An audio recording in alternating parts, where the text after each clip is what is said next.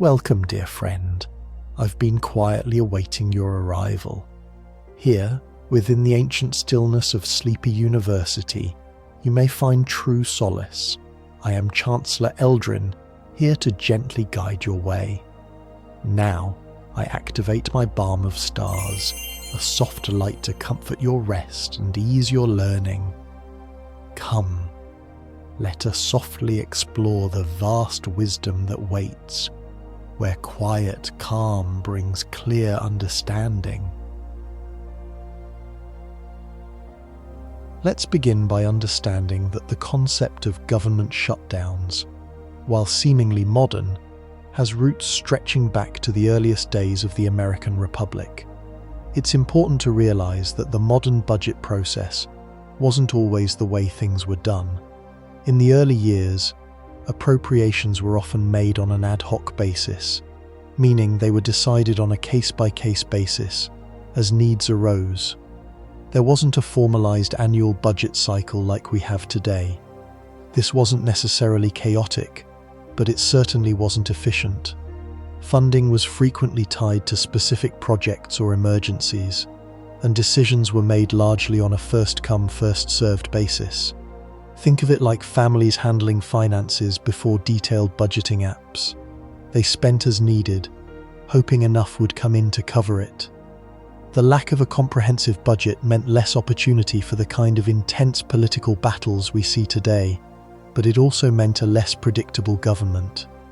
Disputes over spending did occur, of course, but they were usually resolved through negotiation and compromise, focused on individual projects rather than overarching budgetary philosophies. The early Congresses were smaller and more focused on establishing the institutions of government, which naturally limited the scope of these conflicts. The idea of a shutdown, a deliberate cessation of government functions due to a lack of funding, wasn't a practical concern because the government's operations were so limited. As the nation grew throughout the 19th century, so did the complexity of its finances and the scale of its government. The Civil War, in particular, dramatically expanded federal power and spending. This led to the first real attempts at more formalized budgeting processes, though they were still far from the modern system.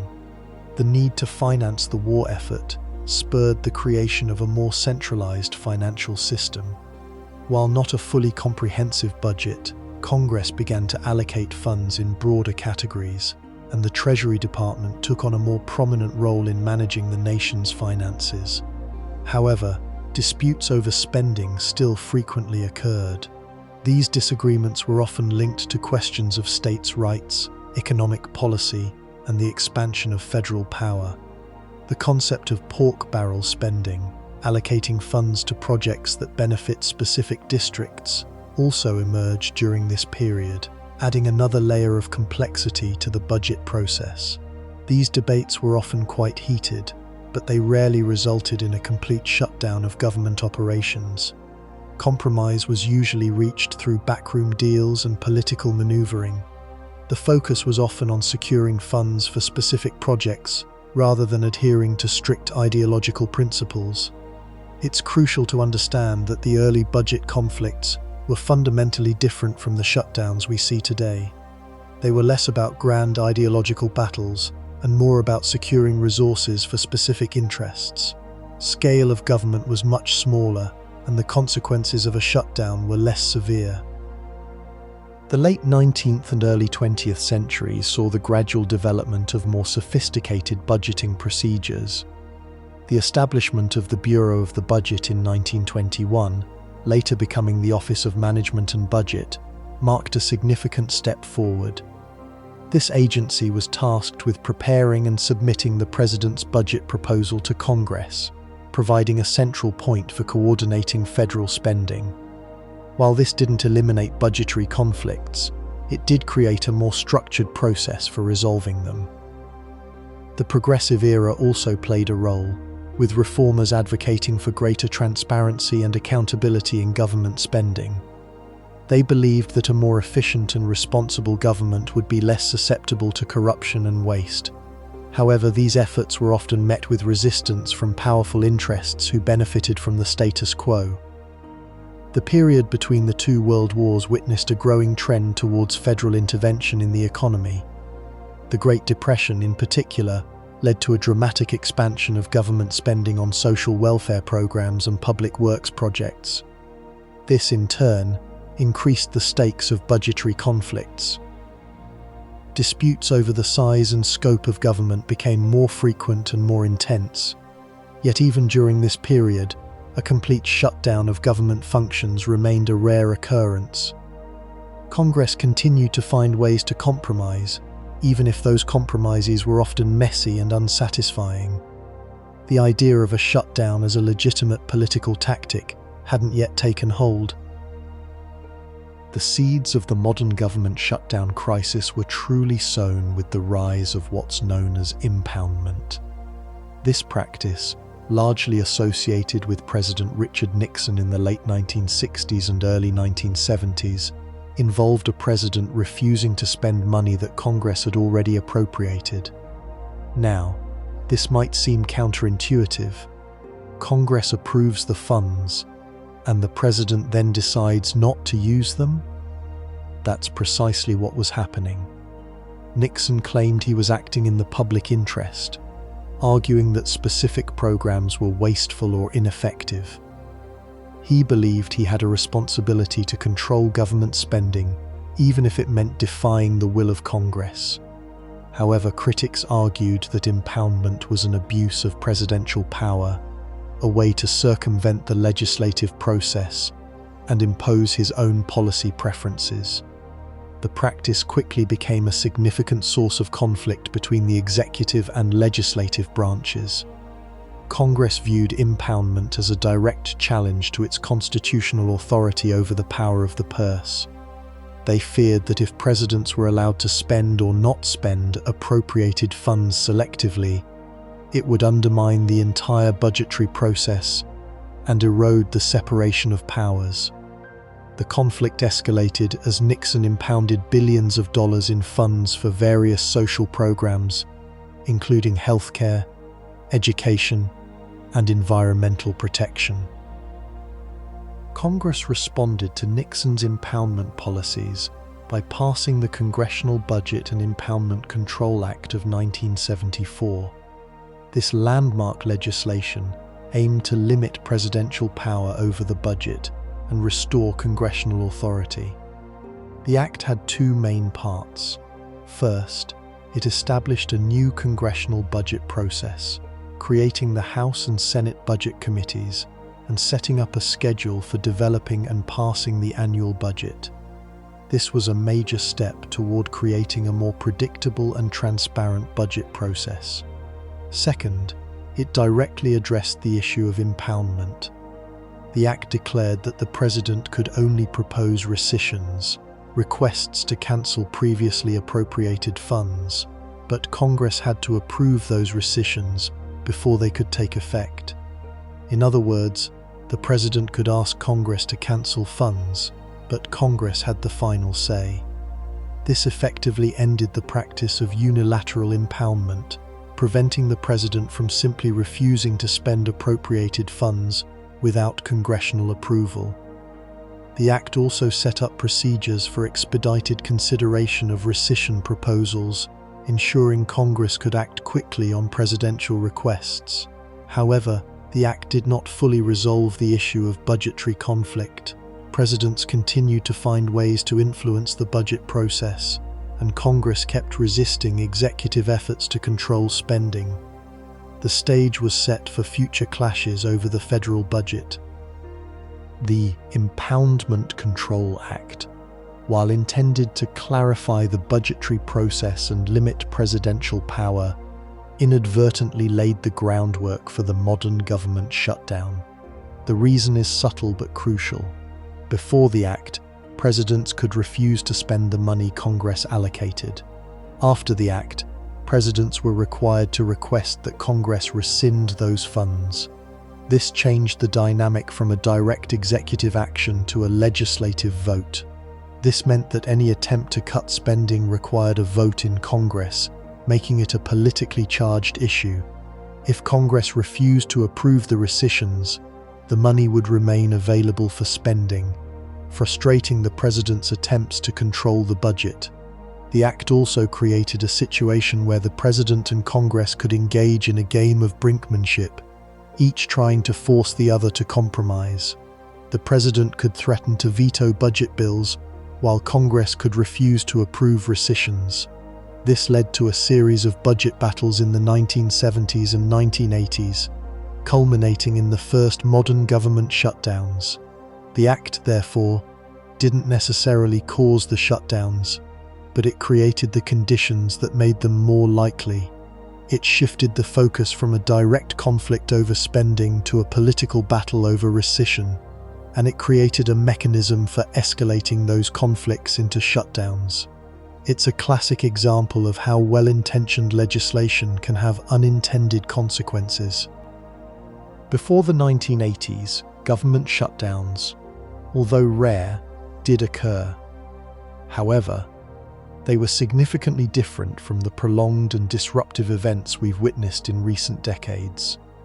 These earlier shutdowns were typically short-lived, lasting only a few hours or a day, and often involved limited disruptions to government services. They weren't the kind of headline-grabbing crises we see today. These initial shutdowns primarily stemmed from technical disagreements over the timing of appropriations or procedural hurdles in the legislative process. For example, a shutdown might occur because Congress failed to pass all of the appropriations bills on time before the start of the new fiscal year, October 1st. These were often the result of legislative delays rather than deep ideological disagreements. It's important to remember that the government was smaller and less complex in those days, so the impact of a shutdown was less severe.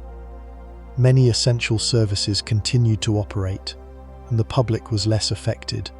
While these early shutdowns were disruptive, they were often seen as minor inconveniences rather than major crises. They were typically resolved quickly through compromise or temporary funding extensions. One notable example occurred in 1980 during the Carter administration. This shutdown, lasting approximately 8 days, was triggered by a dispute over funding for the Department of Education and several other federal agencies. Carter and Congress were at odds over the level of spending on social programs, and they were unable to reach a compromise before the start of the new fiscal year. The shutdown forced the closure of non-essential government offices and led to temporary layoffs of federal employees.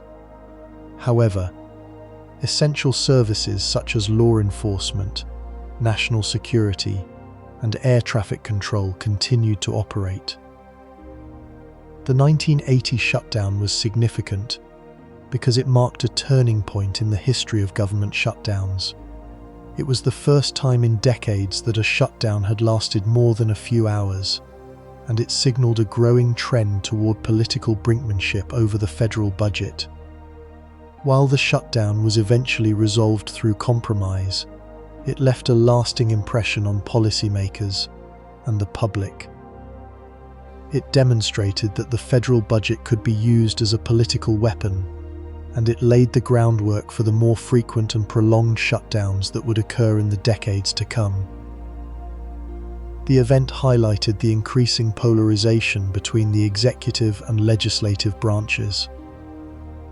These early shutdowns, while differing in scale from more recent events, share key characteristics with today's crises.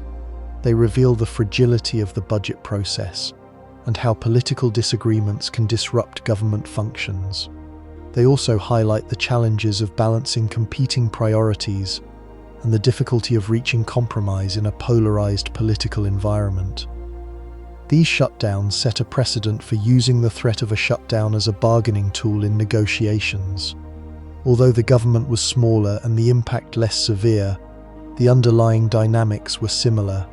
These early incidents served as a warning that the budget process was vulnerable to disruption and that political brinkmanship could lead to serious consequences. They underscored the need to find ways to overcome partisan divisions and reach compromises that could prevent shutdowns.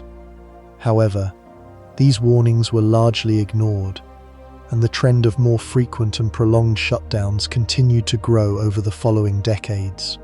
Thus, the early shutdowns can be viewed as a precursor to the modern crisis, indicating that the budget process was becoming increasingly politicized and susceptible to disruption.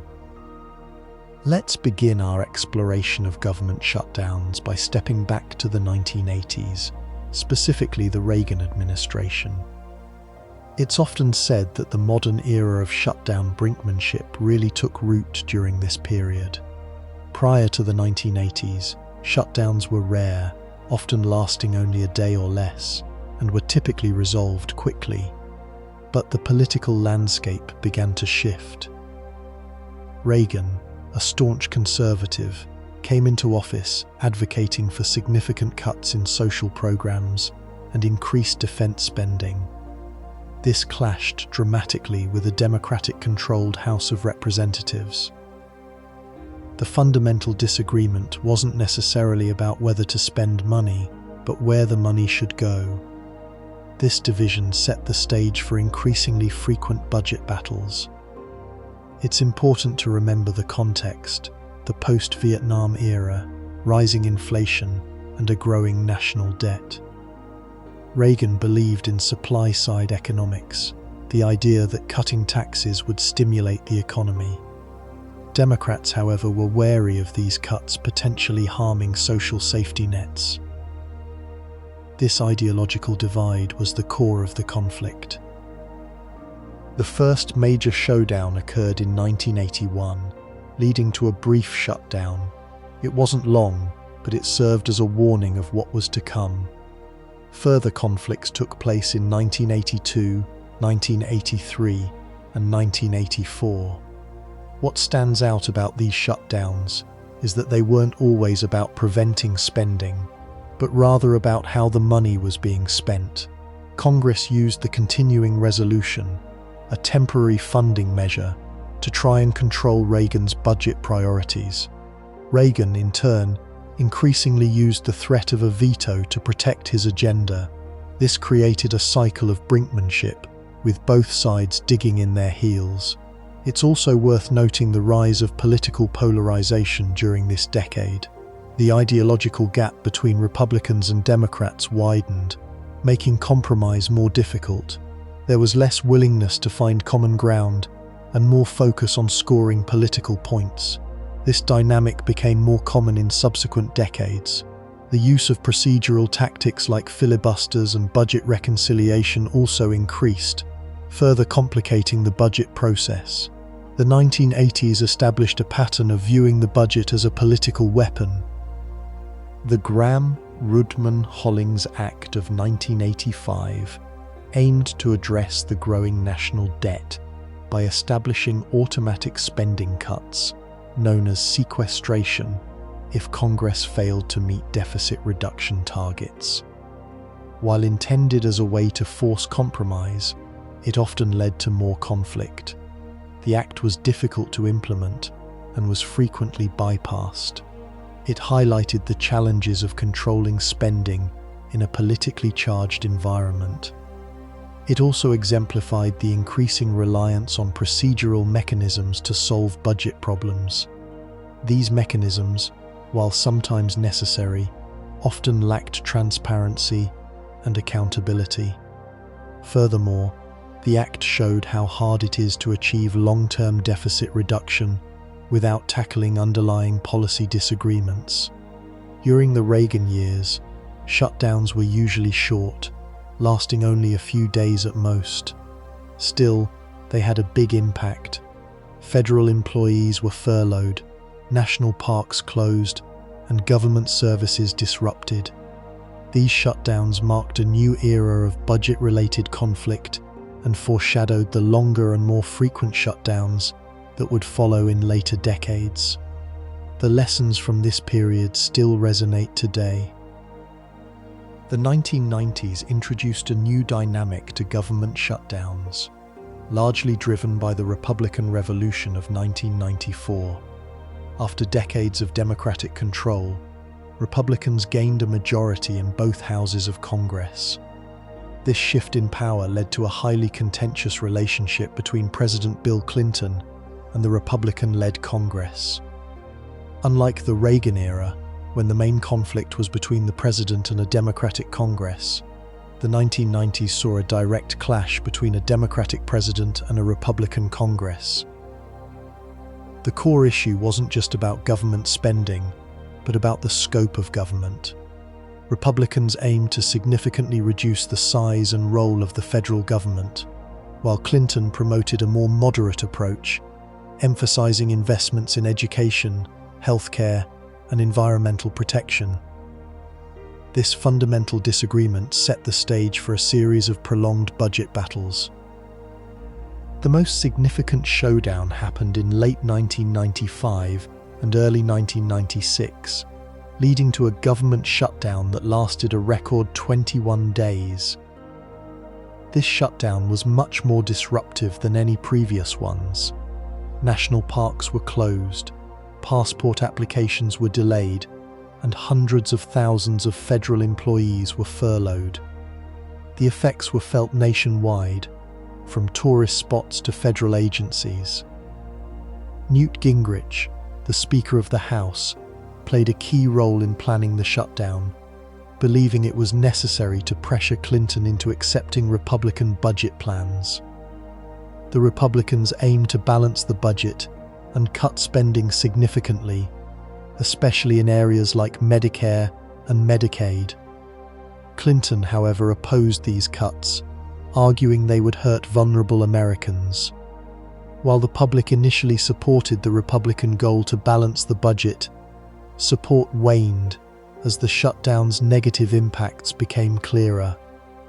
The blame game intensified, with both sides trying to blame each other for the crisis. The 1995 to 1996 shutdown ultimately ended with a compromise, but left a lasting impression on American politics. It showed how political polarization can paralyze the government and disrupt essential services. It also highlighted the importance of compromise and the dangers of brinkmanship.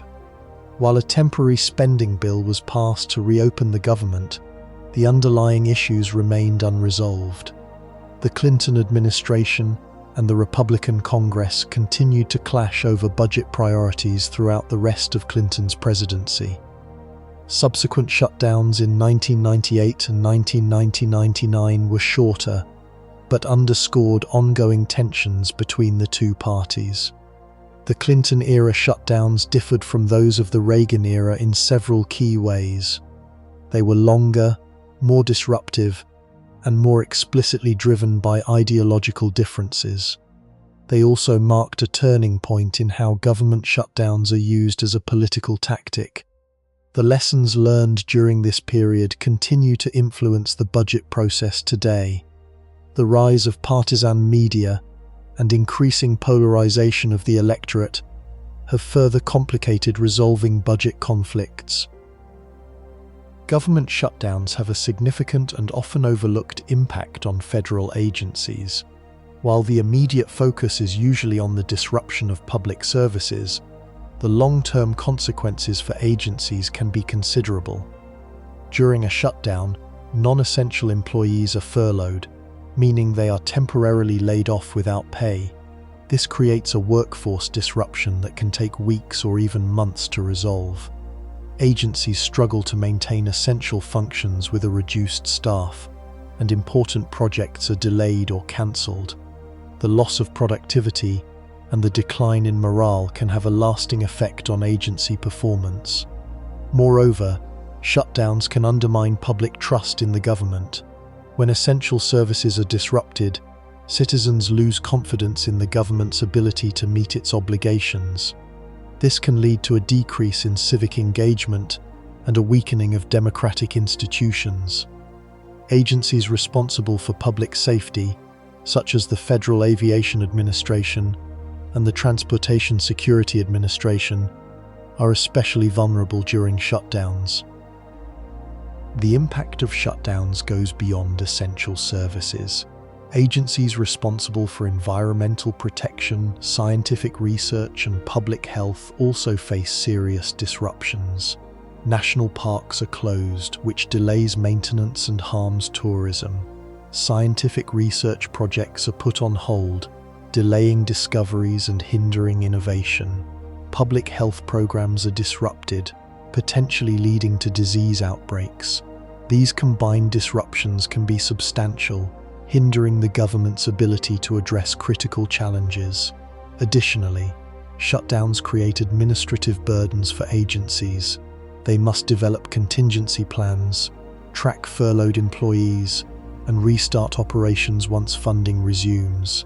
This shifts resources away from their main missions and raises the overall cost of government. The financial toll of shutdowns is often underestimated. While the immediate costs are relatively small, the long-term effects, such as lost productivity, postponed projects, and administrative expenses, can be significant. The rising frequency of government shutdowns has fostered a sense of instability within federal agencies. Employees have grown accustomed to the threat of furloughs and disruptions, resulting in declining morale and a loss of institutional knowledge. The persistent uncertainty hampers the agency's ability to plan ahead and attract talented personnel.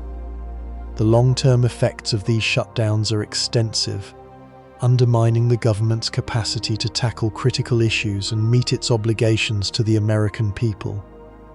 Resolving this problem requires a fundamental shift in how Congress manages the budget process. Greater emphasis should be placed on compromise, transparency, and long-term planning. The use of short-term continuing resolutions and last-minute deals should be discouraged. The aim is to establish a more stable and predictable budgetary environment, enabling federal agencies to operate effectively and fulfill their missions. It's not just about finding ways to avoid shutdowns, but about fostering a more cooperative and responsible approach to governing. The early 2000s under the Bush administration weren't defined by a single long shutdown like some others we've studied. Instead, this period saw a series of shorter, more targeted funding gaps, often caused by disagreements over specific appropriations bills. It's crucial to understand that shutdowns aren't always one big event. They can be like a death by 1,000 cuts, a series of smaller conflicts that weaken public trust and create instability. One recurring source of friction was spending on domestic programs. President Bush inherited a surplus and initially proposed tax cuts. This naturally led to clashes with Democrats in Congress, who pushed for more funding in areas like education, healthcare, and environmental protection. These disagreements weren't just about money. They reflected fundamentally different views about the role of government. Bush favored a smaller government with lower taxes, believing this would boost economic growth. Democrats, on the other hand, emphasized the importance of government investment in social programs and public services. This ideological split made compromise difficult and led to frequent brinkmanship over funding bills.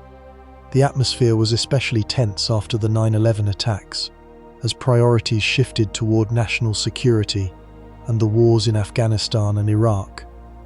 While there was broad bipartisan support for increased military spending, disagreements arose over how to fund these initiatives without sacrificing other important programs. In 2005, a particularly contentious budget battle led to a brief government shutdown. The core issue revolved around funding for state and local governments. Democrats sought increased federal aid to help states cope with rising healthcare and education costs, while Republicans argued that states should be responsible for their own budgets. This debate highlighted a long-standing tension in American federalism, the balance of power between the federal government and the states. The shutdown lasted only a few hours, but served as a warning sign of the growing polarization in Washington. It wasn't necessarily about the total amount of money, but about who controlled the purse strings and which priorities would be funded. The political climate was becoming increasingly partisan, making it harder to find common ground. Another frequent point of contention was environmental regulations. Republicans often sought to weaken or eliminate environmental protections, arguing that they hindered economic growth. Democrats, however, fiercely defended these regulations, emphasizing the importance of protecting the environment for future generations. These battles often played out in the context of appropriations bills, with Republicans attaching riders, amendments to the bills, that would weaken environmental standards. These riders were often unacceptable to Democrats, leading to delays and potential shutdowns. The combination of ideological differences, partisan politics, and procedural tactics created a volatile environment in Washington. Each side felt strongly about their positions, and neither was willing to compromise easily. The 2013 government shutdown stands out as one of the most significant and damaging in recent history. Unlike some previous shutdowns that were relatively brief or focused on specific issues, the 2013 shutdown lasted for 16 days, impacting hundreds of thousands of federal employees and disrupting government services across the country. The root cause of the shutdown was a disagreement over the Affordable Care Act, often called Obamacare. Republicans, largely driven by the Tea Party movement, sought to defund or delay the implementation of the ACA, arguing that it was an overreach of government power and would harm the economy. Democrats and President Obama strongly defended the ACA, arguing that it was essential for expanding access to healthcare and improving the health of millions of Americans. This battle wasn't just about healthcare policy, it was about political ideology and the future of the American welfare state. The Tea Party, a conservative grassroots movement, had gained significant influence within the Republican Party, pushing for a more limited government and lower taxes. They were willing to risk a government shutdown to achieve their goals, believing that it was a necessary sacrifice to protect individual liberty and economic freedom. The political dynamics were incredibly complex. Speaker of the House John Boehner found himself caught between the demands of his conservative caucus and the need to avoid a damaging shutdown. He attempted to negotiate with President Obama, but the two sides remained far apart. Compounding the problem was the simultaneous debate over the debt ceiling. The debt ceiling is the legal limit on the total amount of money the federal government can borrow. If Congress fails to raise the debt ceiling, the government risks defaulting on its obligations, which could have catastrophic consequences for the global economy. Republicans initially tried to use the debt ceiling as leverage to extract concessions from President Obama on other issues, including the ACA. This strategy was very risky, as it threatened to push the United States into a financial crisis. The effects of the shutdown were widespread. Hundreds of thousands of federal employees were furloughed, meaning they were temporarily laid off without pay. National parks were closed, disrupting tourism and hurting local economies.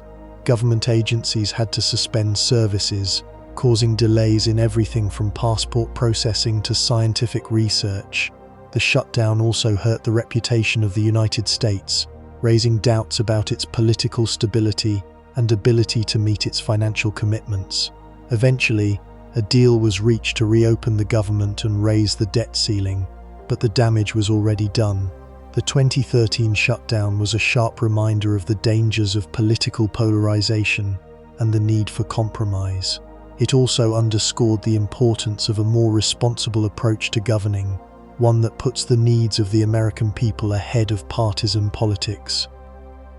The economic effects of government shutdowns are complex and often debated. While short shutdowns may have a limited immediate impact, prolonged shutdowns can cause significant economic consequences. One of the most direct effects is the loss of productivity due to furloughed federal employees. These employees are unable to work, and their absence disrupts government services and economic activity. Additionally, shutdowns can discourage consumer spending as people become uncertain about the future. Businesses may delay investments, and tourism can decline, especially in areas that depend on national parks and federal attractions. For example, the 2013 shutdown is estimated to have reduced real GDP growth by 0.4 percentage points in the fourth quarter of 2013. The impact isn't evenly distributed. Sectors like tourism and government contracting are particularly vulnerable. Federal employees and their families also bear a disproportionate share of the burden. Beyond the immediate economic effects, shutdowns can also damage investor confidence and harm long-term economic growth prospects. A country perceived as politically unstable and prone to self-inflicted wounds is less likely to attract foreign investment and achieve its full economic potential. Public opinion on government shutdowns is often divided and influenced by partisan affiliation. Generally, Republicans and Democrats tend to blame each other for causing shutdowns. However, there is evidence that the public becomes increasingly frustrated with both parties when shutdowns drag on. Studies have shown that public disapproval of Congress tends to rise during shutdowns as people become disillusioned with the political process. The 2013 shutdown in particular led to a significant drop in public approval of Congress. Interestingly, public opinion isn't always rational. People often overestimate the severity of shutdowns and underestimate their economic impact. This is partly due to media coverage, which tends to focus on the most dramatic and sensational aspects of the crisis. Furthermore, people are often swayed by their pre-existing political beliefs and biases. Those who identify as conservative are more likely to blame Democrats for causing shutdowns, while those who identify as liberal are more likely to blame Republicans. Understanding these dynamics is crucial for policymakers who want to avoid future shutdowns. It's not enough to simply address the economic consequences. They also need to address the underlying political and psychological factors that contribute to the problem. A more constructive approach involves fostering greater communication, building trust, and prioritizing the needs of the American people over partisan politics. Let's start by setting the scene for the 2018 to 2019 government shutdown. The main issue that truly ignited the conflict was President Trump's demand for funding for a wall along the United States-Mexico border. This wasn't a new promise he campaigned on in 2016. However, after 2 years in office, significant progress on the wall had not materialized. Congress, controlled by the Republicans for the first 2 years of his presidency, had been hesitant to fully fund it, even though they shared some of his concerns about border security. The president repeatedly stated that a wall was essential for reducing illegal immigration and drug trafficking. He presented it not just as a policy issue, but as a matter of national security and fulfilling his campaign promises. The problem was that the cost was substantial, estimated at billions of dollars, and there was deep partisan disagreement about its effectiveness and necessity. Democrats saw the wall as a symbolic and ineffective solution, preferring to invest in technology and personnel to improve border security. They also strongly opposed the president's rhetoric surrounding immigration, which they considered divisive and harmful. This fundamental disagreement created a political deadlock that would eventually lead to a prolonged shutdown. As the deadline for funding the government approached in December 2018, the president dug in his heels, insisting that any funding bill must include over $5 billion for the border wall. Congress passed a series of temporary funding measures to avoid a shutdown, but each time, the wall funding became the sticking point. Democrats offered compromises proposing alternative border security measures that didn't involve a physical wall, but President Trump remained steadfast in his demand. He even threatened to veto any bill that didn't include the funding. This created a high-stakes game of political brinkmanship. The president believed he had a strong hand, arguing that he had a mandate from the American people to secure the border, and that Democrats were being unreasonable in their opposition. Democrats, on the other hand, saw the president's demand as an overreach and a hostage situation. They argued that the president was holding the government hostage to force Congress to fund a project that was both ineffective and wasteful. The president's willingness to risk a government shutdown over the wall reflected his political strategy. He saw it as a way to demonstrate his resolve and to rally his base. But it also carried significant risks, not only for the government but also for the economy and the American people. The dynamic between President Trump and then Speaker of the House Nancy Pelosi was particularly tense during this period. They engaged in a series of public clashes, often trading accusations and blaming each other for the deadlock. Pelosi accused Trump of manufacturing a crisis and using the government as a bargaining chip. Trump, in turn, criticized Pelosi for being unreasonable and blocking his efforts to secure the border. These public confrontations increased tension and made it even harder to reach a compromise. The president and Pelosi met several times to negotiate a solution, but those meetings were mostly unproductive. They seemed to be talking past each other, each convinced they were right, and the other was obstructing progress. The relationship between the two leaders was already strained, but the shutdown worsened the animosity. It became as much a personal battle as a political one. This personal element made it even more difficult to find common ground and reach a resolution. The president's steadfast demand for the wall, combined with Pelosi's firm opposition, created an almost insurmountable obstacle to a compromise. Ultimately, this led to the longest government shutdown in American history. The immediate impact of the shutdown was felt most acutely by federal workers. Approximately 800,000 federal employees were either furloughed, meaning they were temporarily laid off, or required to work without pay. This affected a wide range of government agencies and services, from national parks and museums to air traffic control and food safety inspections. For furloughed workers, the shutdown meant a loss of income and uncertainty about their financial future. Many struggled to pay their bills, rent, or mortgages. They faced difficult choices about how to cut expenses and make ends meet. The shutdown also caused emotional stress and anxiety for furloughed workers and their families. They worried about their jobs, financial security, and the impact of the shutdown on their lives. Those who were required to work without pay faced a different set of challenges. They continued to perform their essential duties but did so knowing they wouldn't receive a paycheck until the shutdown ended. This created financial hardship for many, especially those living paycheck to paycheck. The impact went beyond individual workers. The shutdown disrupted government services and caused ripple effects across the economy. National parks were closed, affecting tourism and local businesses. Food safety inspections were delayed, raising concerns about the safety of the food supply. Air traffic controllers and TSA agents kept working, but they faced increased stress and fatigue. The shutdown also affected contractors and businesses relying on government contracts, leading to payment delays and uncertainty about future work. The longer the shutdown lasted, the more severe the economic toll became. The Congressional Budget Office estimated that the shutdown cost the U.S. economy billions of dollars.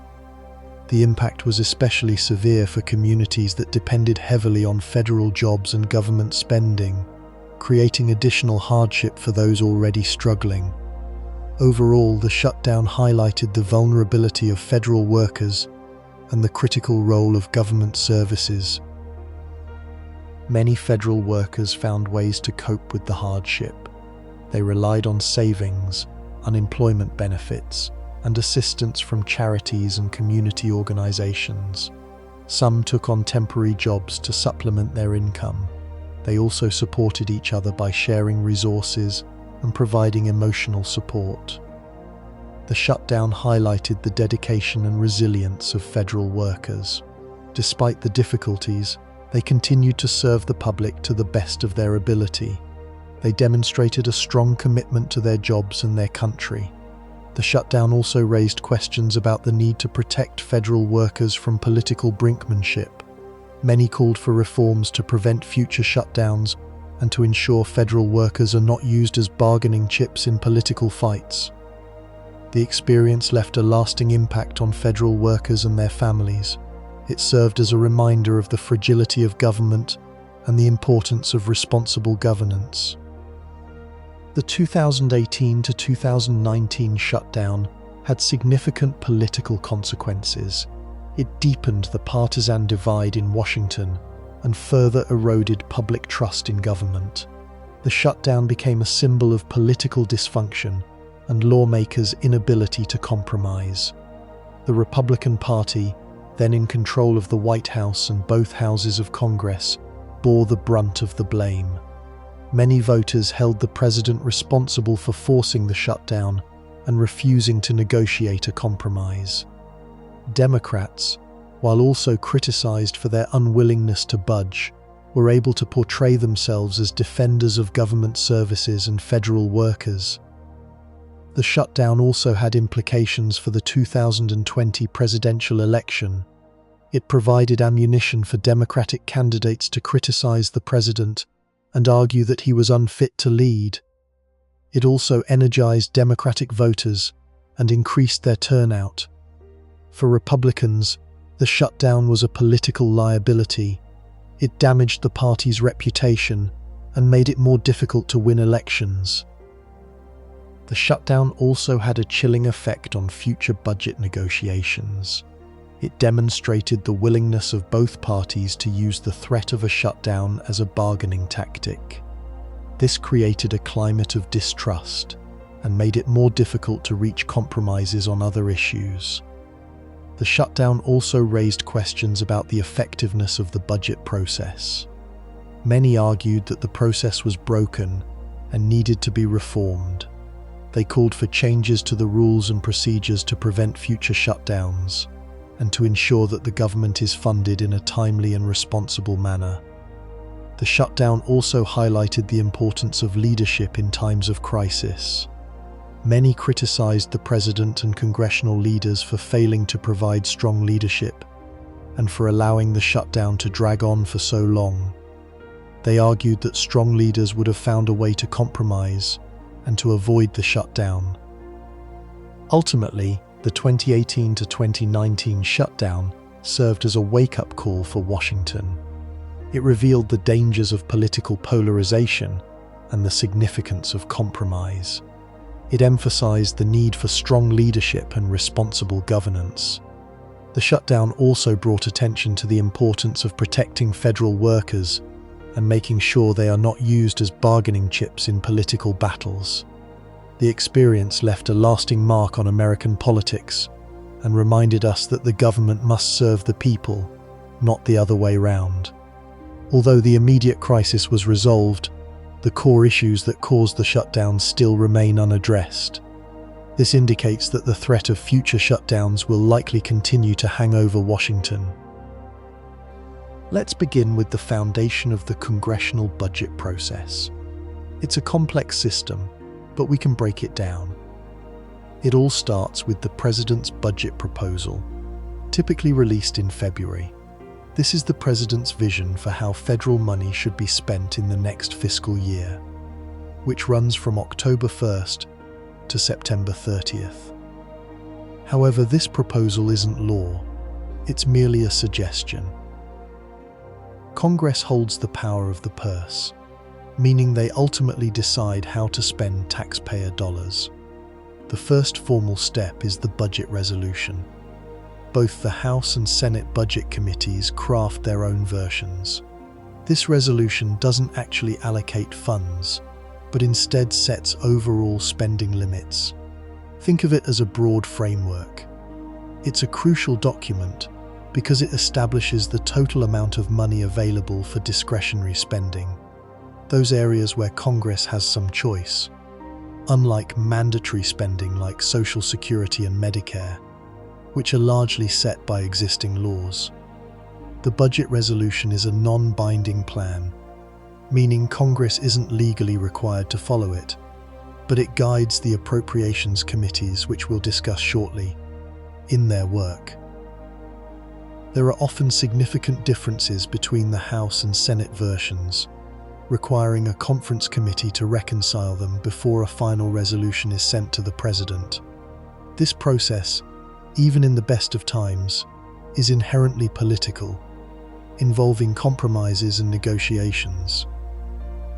Once the budget resolution is agreed upon, the real work of appropriations begins. This is where Congress decides exactly where the money will go. The appropriations committees, both in the House and Senate, are responsible for dividing up the funding pie. These committees are further divided into 12 subcommittees, each focusing on a different area of the federal government, such as defense, labor, health and human services, and agriculture. Each subcommittee receives a specific allocation of funding based on the overall budget resolution. They then hold hearings, review agency requests, and draft appropriations bills.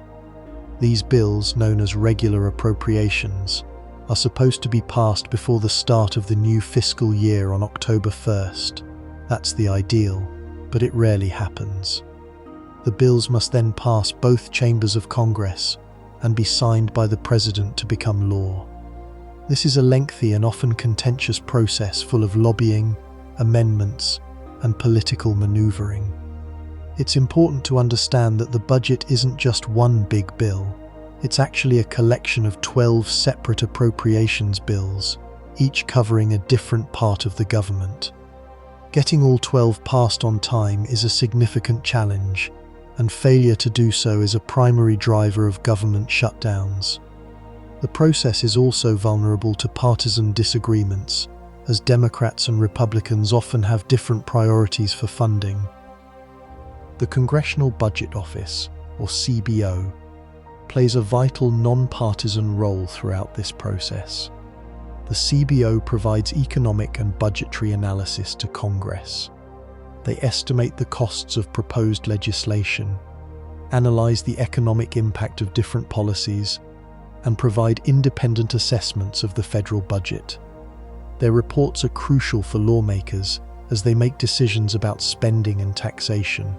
The CBO doesn't make recommendations, but their objective analysis helps to inform the debate. Understanding the difference between mandatory and discretionary spending is also key. Mandatory spending, as we touched on, is largely determined by existing laws and includes programs like Social Security, Medicare, and Medicaid.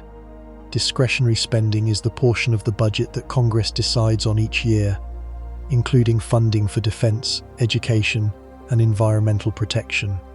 While mandatory spending is often a larger portion of the budget, discretionary spending is where much of the political battles take place. Congress can change mandatory spending laws, but that requires separate legislation and is often difficult to achieve. Finally, the budget process isn't always smooth sailing. When Congress fails to pass all 12 appropriations bills by October 1st, they often resort to short-term funding measures, which brings us to our next topic: continuing resolutions. Let's explore those appropriations committees a bit more deeply. As we discussed, they're the workhorses of the budget process. Both the House and Senate have appropriations committees, and both are structured in a similar way. The committees consist of senior members, often those with significant experience and expertise in budgeting. Their size is relatively small, reflecting the importance and complexity of their tasks. Each committee is further divided into 12 subcommittees, each responsible for a specific sector of the federal government. For example, there's a subcommittee on defense, which handles military spending, a subcommittee on labor, health and human services, and education, which oversees those programs, and a subcommittee on transportation, housing, and urban development. This division of labor allows the committees to focus on specific areas and develop detailed expertise. The chairs of the appropriations committees and subcommittees hold significant power. They control the agenda, determine which issues receive attention, and influence the final outcome of the budget process. Their leadership is vital in navigating complex negotiations and securing funding for their priorities. Understanding the composition of these committees is important because it offers insights into the priorities and perspectives that shape the budget. The work of the appropriations committees isn't just about allocating funds. It also involves oversight. They're responsible for monitoring how federal agencies spend their money and ensuring they comply with the law. This oversight function is crucial for accountability and transparency. The committees hold hearings, conduct investigations, and review agency reports. They can also subpoena documents and compel witnesses to testify. Through this oversight process, they can identify waste, fraud, and abuse. The committees also play a role in shaping policy. When they draft appropriations bills, they can include provisions that direct agencies to implement specific programs or policies. These provisions can significantly impact how the government operates. The appropriations committees work closely with the budget committees. The budget committees set overall spending limits, while the appropriations committees decide how to allocate those funds. This division of labor ensures that the budget is both fiscally responsible and aligned with national priorities. The process is inherently political, and the committees often face intense lobbying from various interest groups. Navigating these pressures requires skill, experience, and a commitment to the public interest. The influence of the appropriations committees extends beyond the immediate budgetary process. Their decisions have long-term consequences for the federal government and the American people. The funding they allocate shapes the priorities of government agencies, influences the development of new programs, and impacts the lives of millions of Americans. Understanding the structure and function of these committees is crucial for anyone interested in American politics and the federal budget. It's important to remember that the appropriations committees aren't just about numbers, they're about values. Their decisions reflect the priorities of Congress and the American people. The process is often complex and contentious, but it's a vital part of our democracy. The committees play a crucial role in ensuring that the federal government operates effectively and responsibly. They are the gatekeepers of federal spending, and their decisions have a profound impact on our nation's future. Now, let's discuss continuing resolutions, or CRs.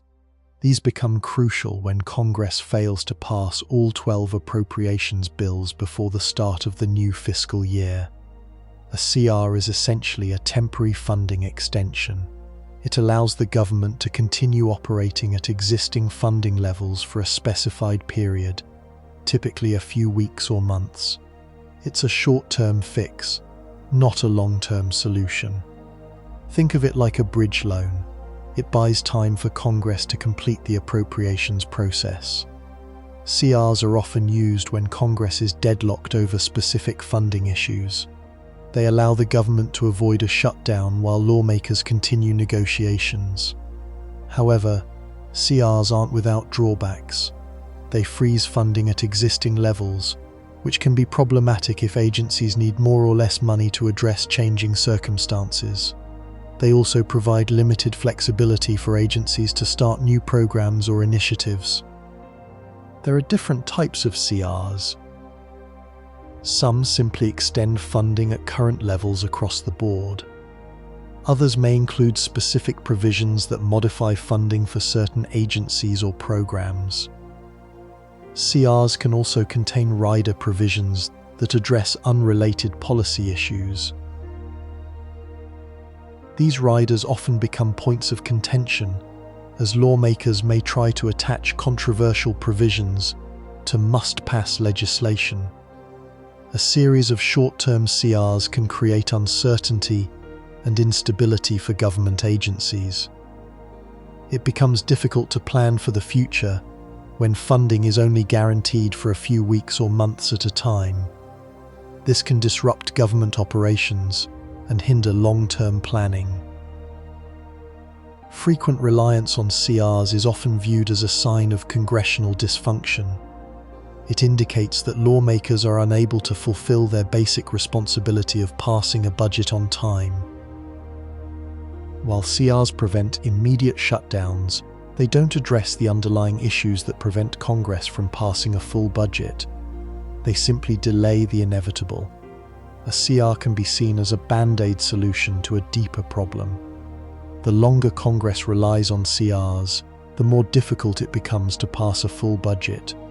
Positions harden, compromises become more challenging, and the risk of a shutdown increases. Ultimately, reliance on continuing resolutions is a sign of a broken budget process. It reflects a lack of political will, a failure to compromise, and a growing inability to address the nation's fiscal challenges. While sometimes necessary to avoid a shutdown, CRs are not a sustainable solution.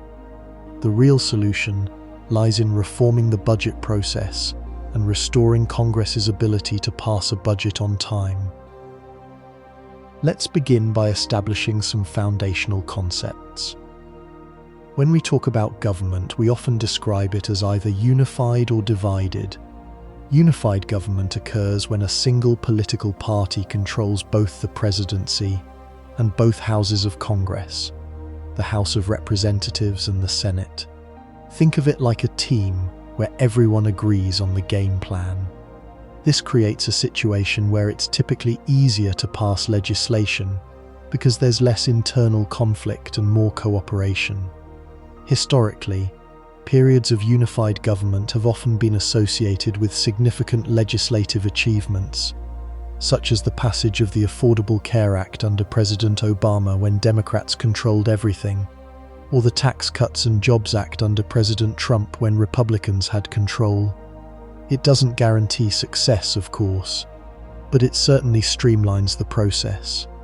There's still debate, compromise, and negotiation, but the underlying alignment makes reaching agreements much more likely. It's the equivalent of having a clear path forward. Now, let's compare that with divided government. This happens when different political parties control separate branches of the federal government. For example, you might have a Democratic president and a Republican-controlled Congress, or vice versa. This situation immediately introduces a certain level of friction and complexity. Because each party has its own agenda and priorities, passing legislation becomes much more difficult. It demands greater compromise, negotiation, and often political bargaining. It isn't necessarily a bad thing.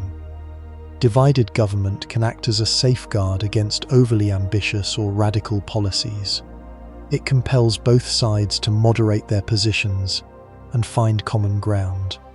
However, it can also lead to legislative gridlock, where critical issues remain unresolved because neither party can garner enough support to advance. Think of it like two opposing forces pulling in different directions. The result is often a stalemate or a significantly watered-down compromise. It's crucial to understand that neither unified nor divided government is inherently better. Each has its strengths and weaknesses. A unified government can be efficient, but is potentially prone to overreach. Divided government can be frustratingly slow, but it often results in more moderate and sustainable policies. The US system of government is intentionally designed to create a balance of power, with checks and balances built in, to prevent any one branch or party from becoming too dominant. This balance is often most pronounced during periods of divided government. It forces both parties to work together to find areas of compromise and to consider the perspectives of their opponents. This can be a messy and contentious process, but it's also a fundamental aspect of our democratic system. The historical trend reveals that the US has experienced both unified and divided government in varying durations. While there is no clear preference regarding which type of government is more prevalent, the effects of each one are quite noticeable. Now let's consider how increased political polarization has amplified the challenges of divided government. Polarization refers to the divergence of political attitudes toward ideological extremes. Historically, both the Democratic and Republican parties contained a broad range of viewpoints. There were moderate conservatives, liberal Republicans, moderate Democrats, and conservative Democrats. Today, however, the parties have become increasingly homogeneous, with fewer and fewer centrists.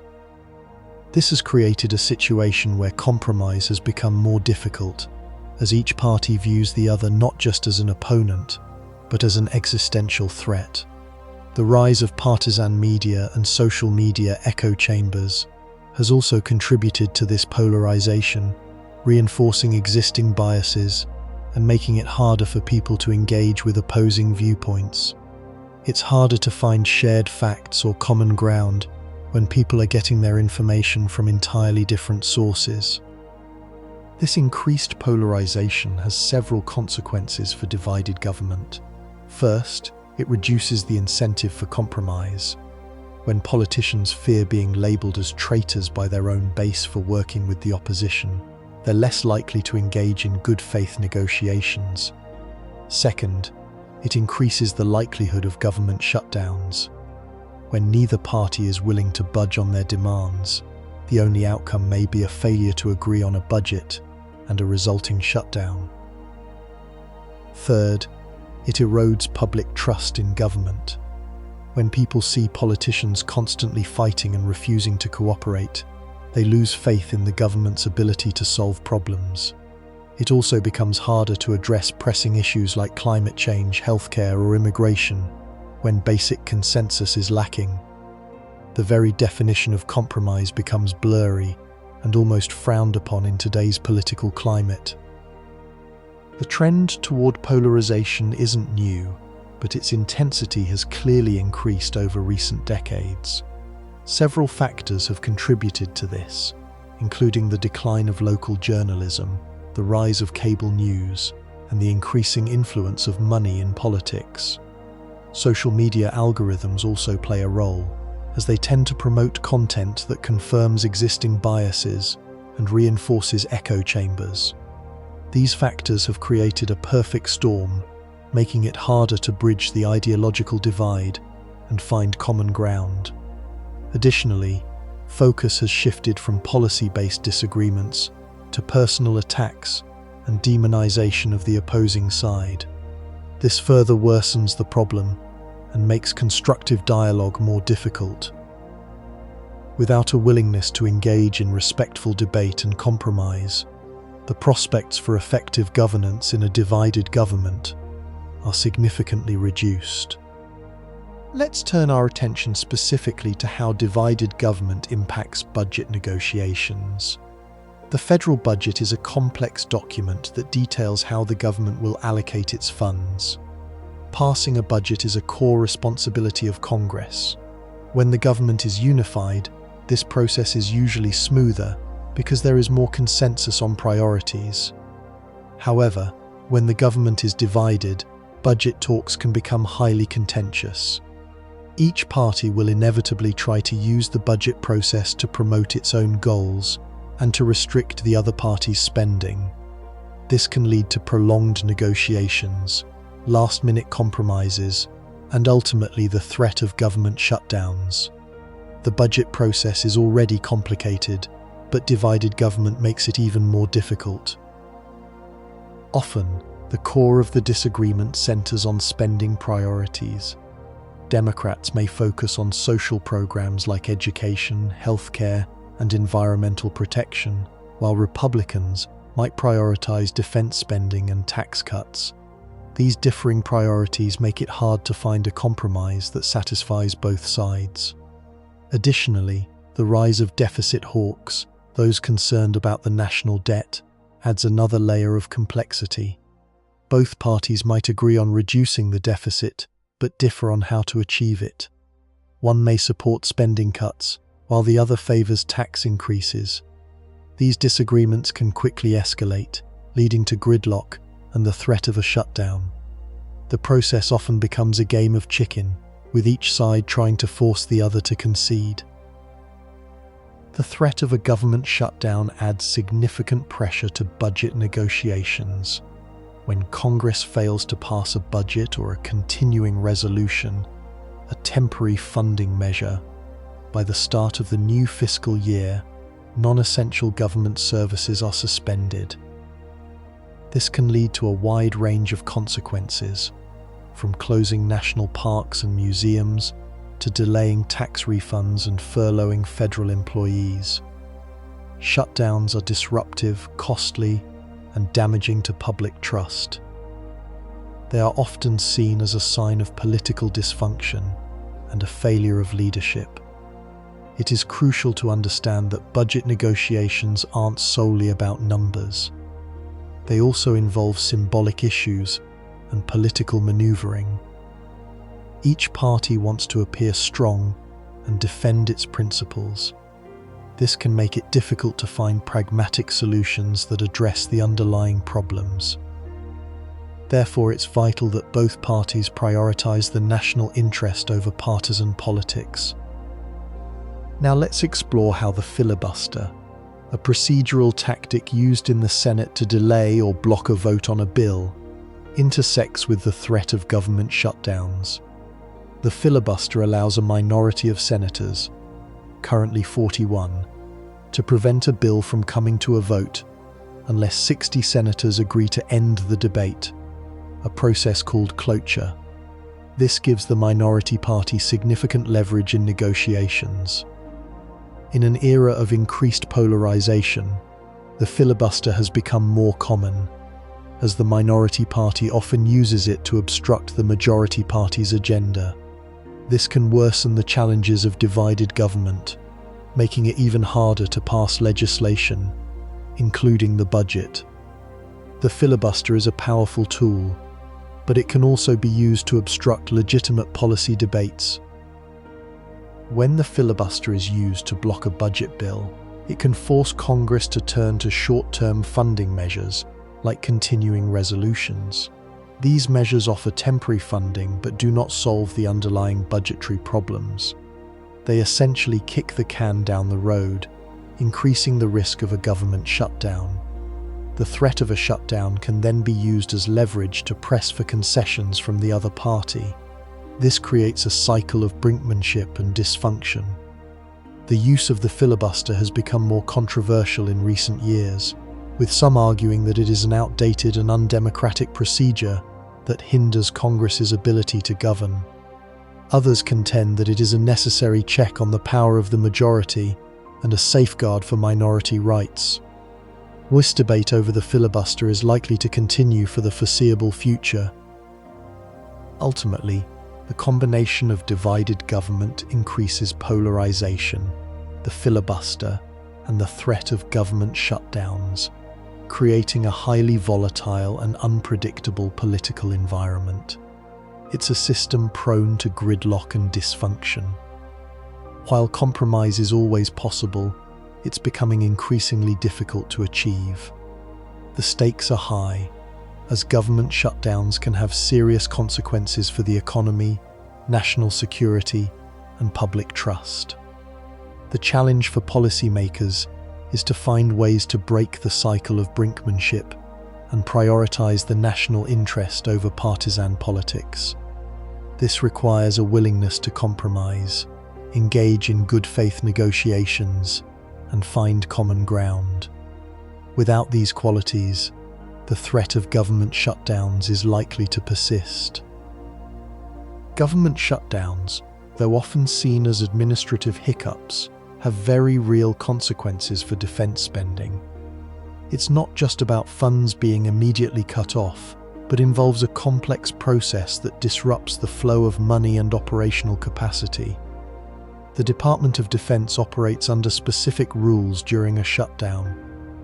While active duty military personnel continue to serve, their paychecks are usually protected, even if delayed. However, a vast array of civilian employees are furloughed, which impacts everything from base maintenance and logistical support to the procurement of essential equipment. Think of it like a complex machine. You can't just remove parts without affecting overall function.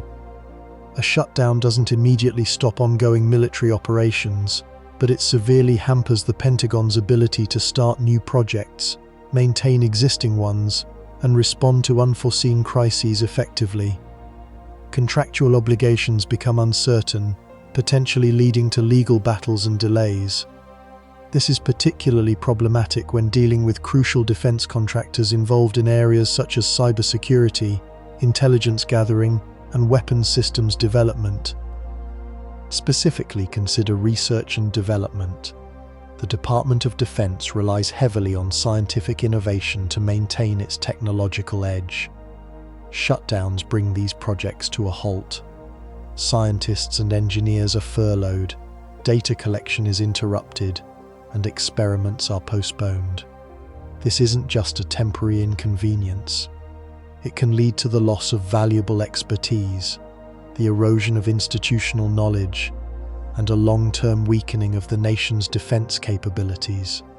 Furthermore, maintenance of crucial equipment suffers. Regular upkeep is essential to ensure the reliability of weapons systems, aircraft, and naval vessels. When civilian technicians are furloughed, preventative maintenance is delayed, increasing the risk of equipment failures and costly repairs. Think of it like neglecting routine car maintenance. A small problem ignored can quickly escalate into a major breakdown. The combined effect of these disruptions is a significant drain on defense readiness.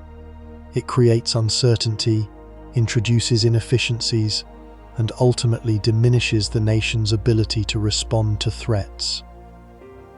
The budgetary implications go beyond immediate operational concerns. Shutdowns force the Department of Defense to delay or cancel contracts, which can lead to financial penalties and legal disputes. When the shutdown ends, there's a scramble to restart projects and meet obligations, often causing increased costs and wasted resources. It's a chaotic process that undermines long-term planning and strategic budgeting. Furthermore, the uncertainty surrounding funding creates a chilling effect on the defense industry. Companies are hesitant to invest in new technologies or expand their workforce when the future of government contracts is uncertain. This stifles innovation and hampers the growth of a vital sector of the economy. It's a ripple effect that reaches far beyond the Pentagon's walls. The impact isn't always immediately visible, but the long-term consequences can be significant. It's like a slow leak gradually eroding the foundation of national security. The Department of Homeland Security, DHS, faces unique challenges during government shutdowns that directly impact our national security. Unlike the Department of Defense, where active duty personnel stay on duty, a larger portion of DHS employees are civilians and therefore face furloughs. This has a particularly severe impact on agencies like Customs and Border Protection, CBP, the Transportation Security Administration, TSA, and the Federal Emergency Management Agency, FEMA. The TSA, responsible for securing our airports, is significantly hampered by furloughs. While officers continue to screen passengers, reduced staffing levels lead to longer wait times, increased stress on personnel, and potentially compromised security protocols. It's a balancing act between maintaining order and ensuring effective screening. Imagine a crowded airport with fewer security checkpoints. The risk of something slipping through the cracks increases significantly. Customs and Border Protection, CBP, also faces staffing shortages that impact border security and the movement of goods and people. Reduced personnel mean fewer agents patrolling the borders, longer wait times at ports of entry, and potential disruptions to international trade. It also affects the ability to investigate illegal activities such as drug trafficking and human smuggling. FEMA, responsible for responding to natural disasters and emergencies, is especially vulnerable during a shutdown. While emergency response personnel continue to operate, the agency's ability to provide assistance to state and local governments is severely limited. This can delay disaster relief efforts, worsen the impact of natural disasters, and put lives at risk. Imagine a hurricane hitting land with FEMA, unable to fully mobilize its resources. The consequences could be devastating. Beyond these immediate operational concerns, shutdowns also impact DHS's ability to conduct long-term planning and preparedness exercises. Training programs are postponed, cybersecurity defenses are weakened, and the agency's overall resilience is diminished. This creates a vicious cycle. The more frequent the shutdowns, the less prepared DHS becomes for future threats. The impact extends to critical infrastructure protection. DHS is responsible for safeguarding vital assets such as power grids, communication networks, and financial institutions. Reduced staffing levels and budget constraints hamper the agency's ability to conduct vulnerability assessments, implement security measures, and respond to cyber attacks. It's like leaving the doors unlocked on a valuable building. The risk of a breach increases significantly. The cumulative effect of these disruptions is a weakening of our national security posture, making us more vulnerable to a wide range of threats.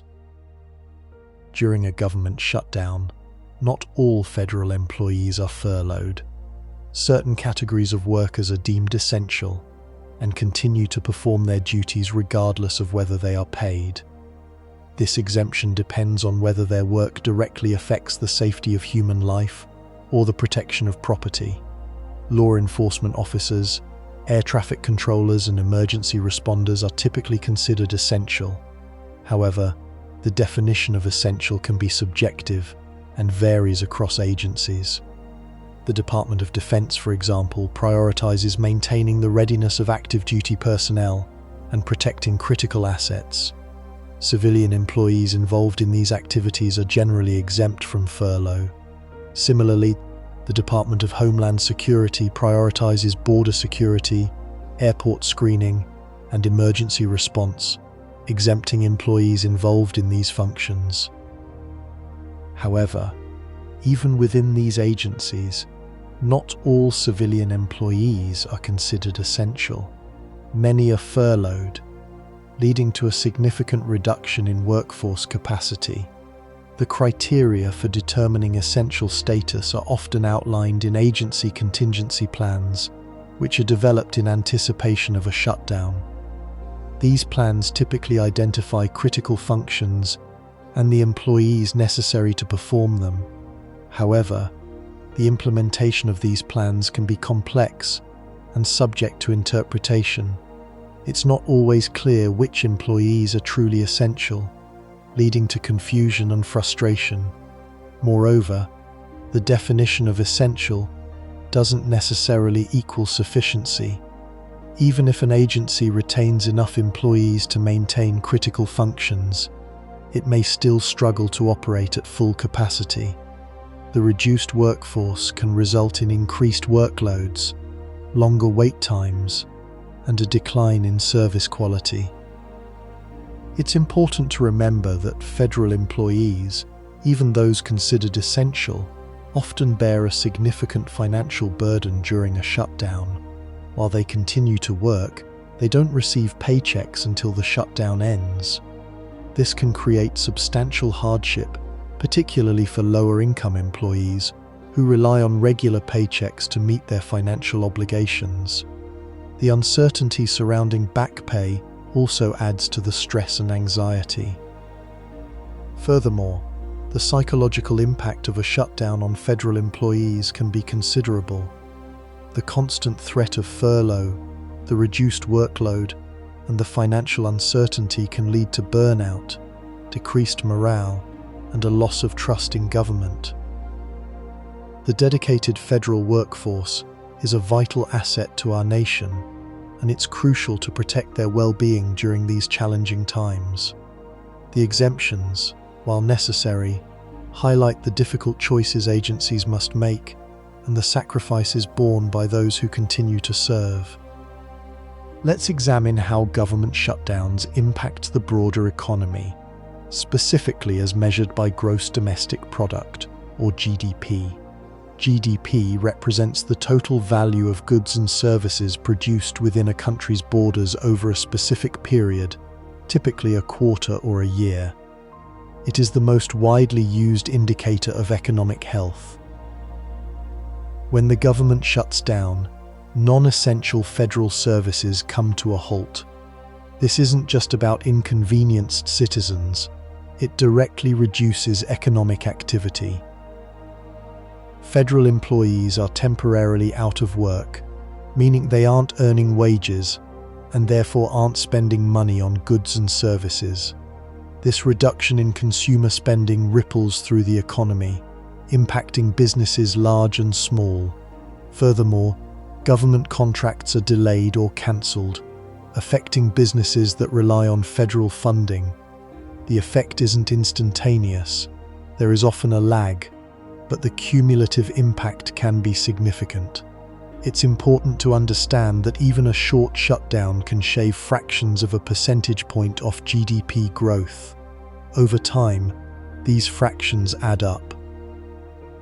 While the economy is resilient and often recovers quickly after a shutdown ends, the disruption itself carries a cost. The impact of GDP depends on how long and extensive the shutdown is. A short, limited shutdown might have little to no effect. However, longer and more comprehensive shutdowns like the one in 2013 or the partial shutdown in 2018 to 2019 can cause a more noticeable impact. Estimating the exact cost is difficult because it involves modeling complex economic interactions. The Congressional Budget Office, CBO, and other economic forecasting agencies try to do this, but their estimates are always uncertain. A key factor is the timing of the shutdown. A shutdown during a period of strong economic growth might be less damaging than one during a recession or slowdown. Another factor is the substitution effect. Sometimes private sector activity can partly offset the decline in government activity. For example, if national parks are closed due to a shutdown, people might visit state parks or do other recreational activities instead. This substitution can lessen, but rarely eliminate, the negative impact on GDP. It is also important to remember that shutdowns create uncertainty. Businesses may hesitate to invest or hire, fearing further disruptions. This uncertainty can have long-term negative effects on economic growth. Beyond the direct impact on GDP, shutdowns also have indirect economic costs. Consider the loss of tourism revenue when national parks and museums are closed, or the delays in processing applications for loans, permits, and other essential services. These delays can hinder economic activity and discourage investment. Government contractors also face significant costs, as they may need to lay off employees or delay projects, leading to a loss of income and productivity. Furthermore, shutdowns can harm the reputation of the United States as a reliable economic partner, potentially discouraging foreign investment and trade. The combined effect of these indirect costs can be substantial and is often hard to measure. It's not just about the dollars lost during the shutdown itself, but also about the long-term damage to the economy's potential. While the economy is typically resilient and bounces back, each shutdown erodes trust and fosters a sense of instability. A pattern of recurring shutdowns can ultimately undermine long-term economic growth and prosperity. This is why many economists argue that the costs of shutdowns greatly outweigh any perceived benefits. Let's now focus on the direct impact of shutdowns on federal employees. When the government shuts down, all non-essential federal employees are furloughed, meaning they are temporarily placed on unpaid leave. This causes immediate financial hardship for these employees and their families. Federal employees are often dedicated public servants, and many live paycheck to paycheck. A sudden loss of income can force them to cut back on essential expenses, delay payments, or even risk foreclosure or eviction. The financial stress is especially severe for employees with significant financial obligations such as mortgages, student loans, or medical bills. Beyond the immediate loss of income, furloughed employees also lose access to certain benefits, such as health insurance and life insurance. While some agencies may continue to provide limited benefits, this is not always the case. The uncertainty about how long the shutdown will last adds to the stress and anxiety for employees and their families. They may not know when they will be able to return to work or when they will receive their next paycheck. While federal employees are eventually compensated after a shutdown ends, the process can be delayed and cumbersome. There are often administrative hurdles to overcome, and it may take several weeks or even months for employees to receive their back pay. Furthermore, even after getting back pay, employees may still face financial hardship due to income disruptions. The impact on morale and productivity can also be significant. Employees may feel demoralized and resentful, and they might be less motivated to perform their duties effectively. This can have a lasting effect on the quality of government services. It's important to remember that federal employees are not just numbers on a spreadsheet. They are real people with real lives. A shutdown can severely affect their financial security, emotional well-being, and professional lives. That's why many argue that the costs of shutdowns far outweigh any perceived benefits. The impact of furloughs extends beyond individual employees. It ripples through communities dependent on federal employment. Towns and cities with a high concentration of federal workers can experience a significant decline in economic activity. When federal employees are furloughed, they spend less money on local goods and services, impacting businesses in the area. This can lead to job losses and further economic hardship. The impact is particularly severe in rural areas, where the federal government is often a major employer. These communities may have fewer alternative sources of employment, making them more vulnerable to the economic consequences of a shutdown. Furthermore, the uncertainty surrounding shutdowns can discourage businesses from investing or expanding in these areas. This can have a long-term negative effect on the economic health of these communities. It's a vicious cycle. Shutdowns cause economic hardship, which leads to further decline, making the community even more vulnerable to future shutdowns. Let's explore how the public assigns blame during a government shutdown. It's rarely a simple equation. Initially, blame often falls on whichever party seems most responsible for allowing the shutdown to happen. But that initial reaction is surprisingly fluid. It's not enough to simply be at fault. Perception matters immensely. The media plays a huge role here, framing the narrative and highlighting certain aspects over others. For instance, if the media consistently shows images of closed national parks, the public might automatically associate the shutdown with the party perceived as being less willing to compromise on funding for those parks. It's not necessarily about who caused the shutdown, but about who is being seen as making life difficult for everyday citizens. Remember, public attention spans are limited, and shortcuts are frequently taken when forming opinions. This means emotional appeals and easily digestible narratives often trump nuanced understandings of complex budgetary disagreements. There's a fascinating dynamic at play regarding blame attribution, and it's linked to something called motivated reasoning. Essentially, people tend to interpret information in a way that confirms their existing beliefs. If someone already dislikes a particular political party, they're more likely to believe negative narratives about that party during a shutdown, even if the information is incomplete or biased. This is a cognitive shortcut. It's easier to reinforce existing views than to critically evaluate new information. Moreover, the framing of the issues is crucial. Is the shutdown framed as a fight over essential government services, or as a necessary step to control spending? Each framing influences how the public assigns blame. For example, one party might highlight the consequences of a shutdown, like delayed benefits for veterans, to gain sympathy. The other party might focus on the need to reduce the national debt, appealing to fiscal conservatives. These competing narratives muddy the waters and make it challenging for the public to form a clear judgment.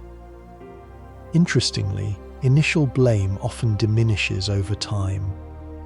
The party initially seen as responsible might regain public support by effectively communicating its position and highlighting the other party's intransigence. This is where long-term messaging and public relations strategies become crucial. A well-crafted narrative can reshape public perception.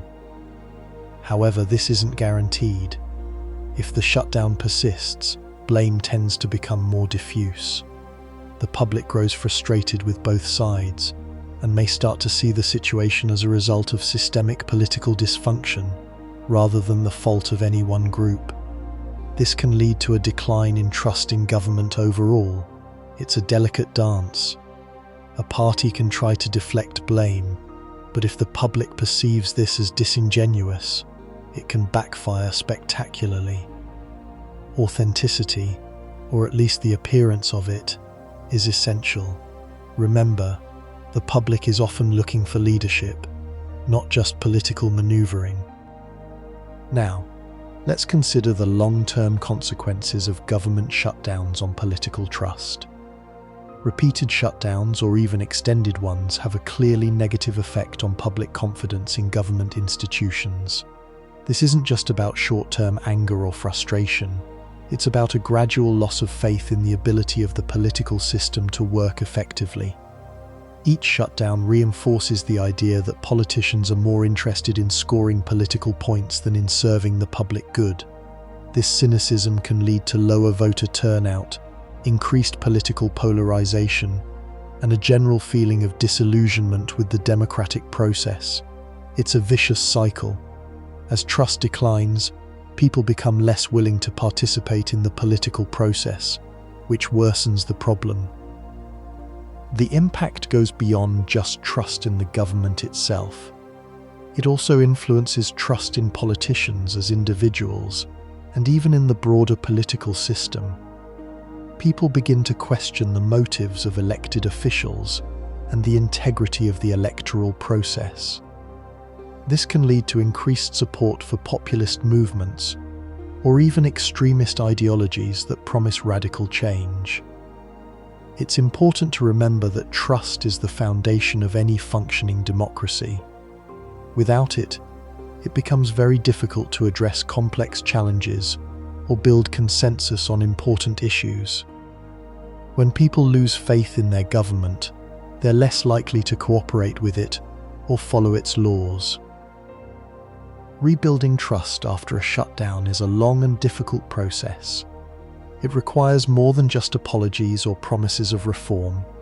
It demands real accountability, transparency, and a commitment to bipartisan cooperation. Leaders need to show that they are willing to prioritize the country's interests over their own political ambitions. Additionally, institutions must be strengthened to prevent future shutdowns. It's not enough to simply avoid another shutdown. We need to create a system that is more resilient and less prone to political gridlock. This calls for a fundamental shift in how we approach political dialogue and policy making.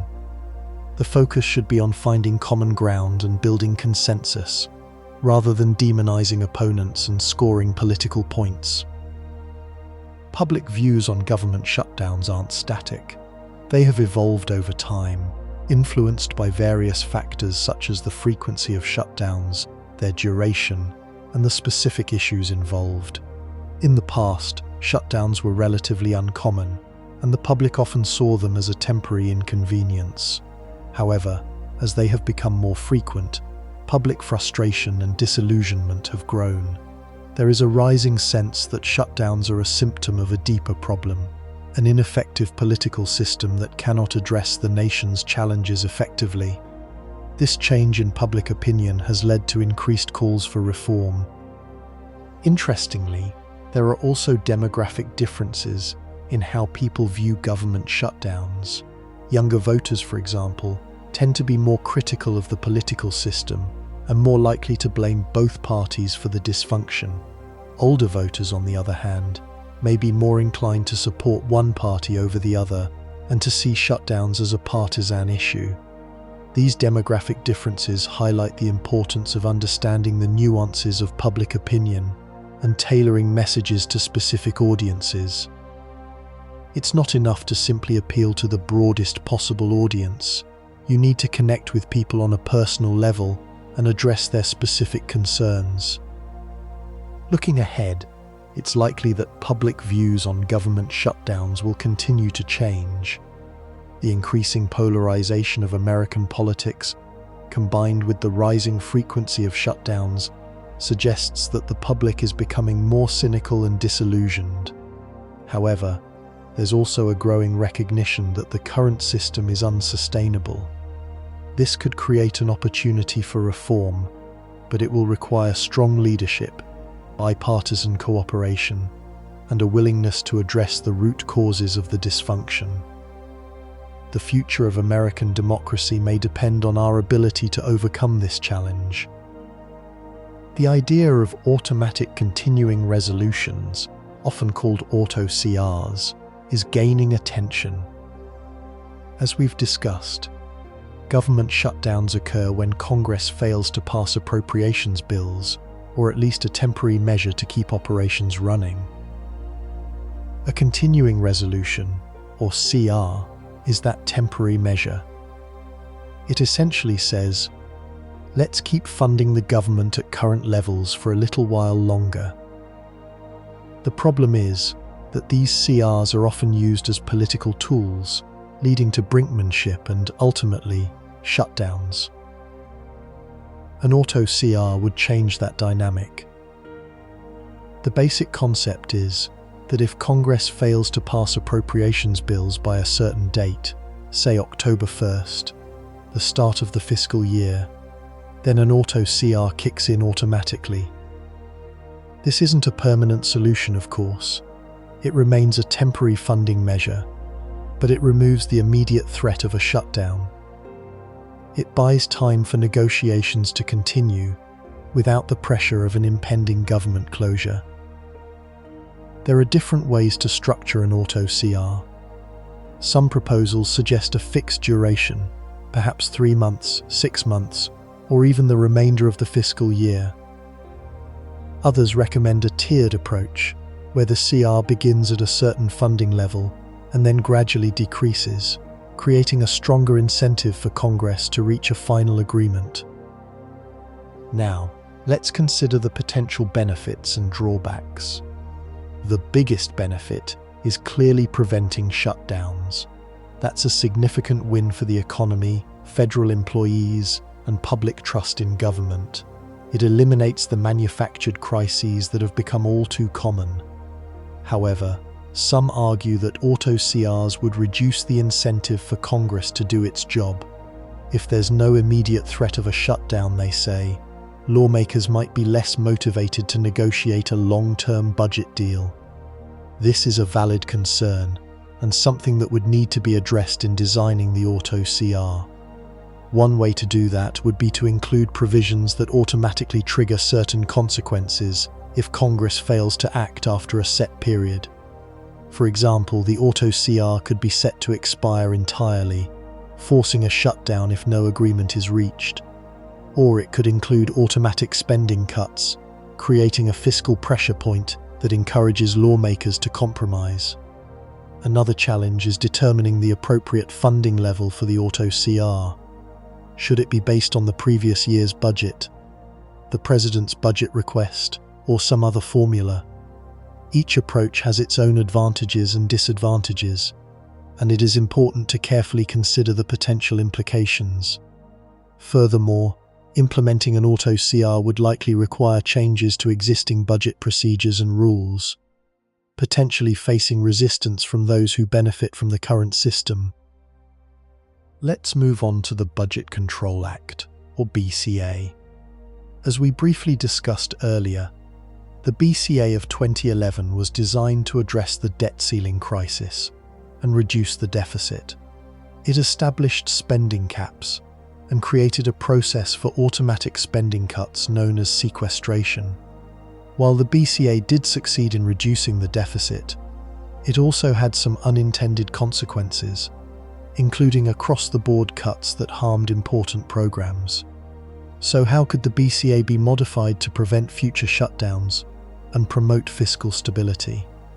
One idea is to create a more flexible BCA that allows for adjustments to spending caps in response to changing economic conditions.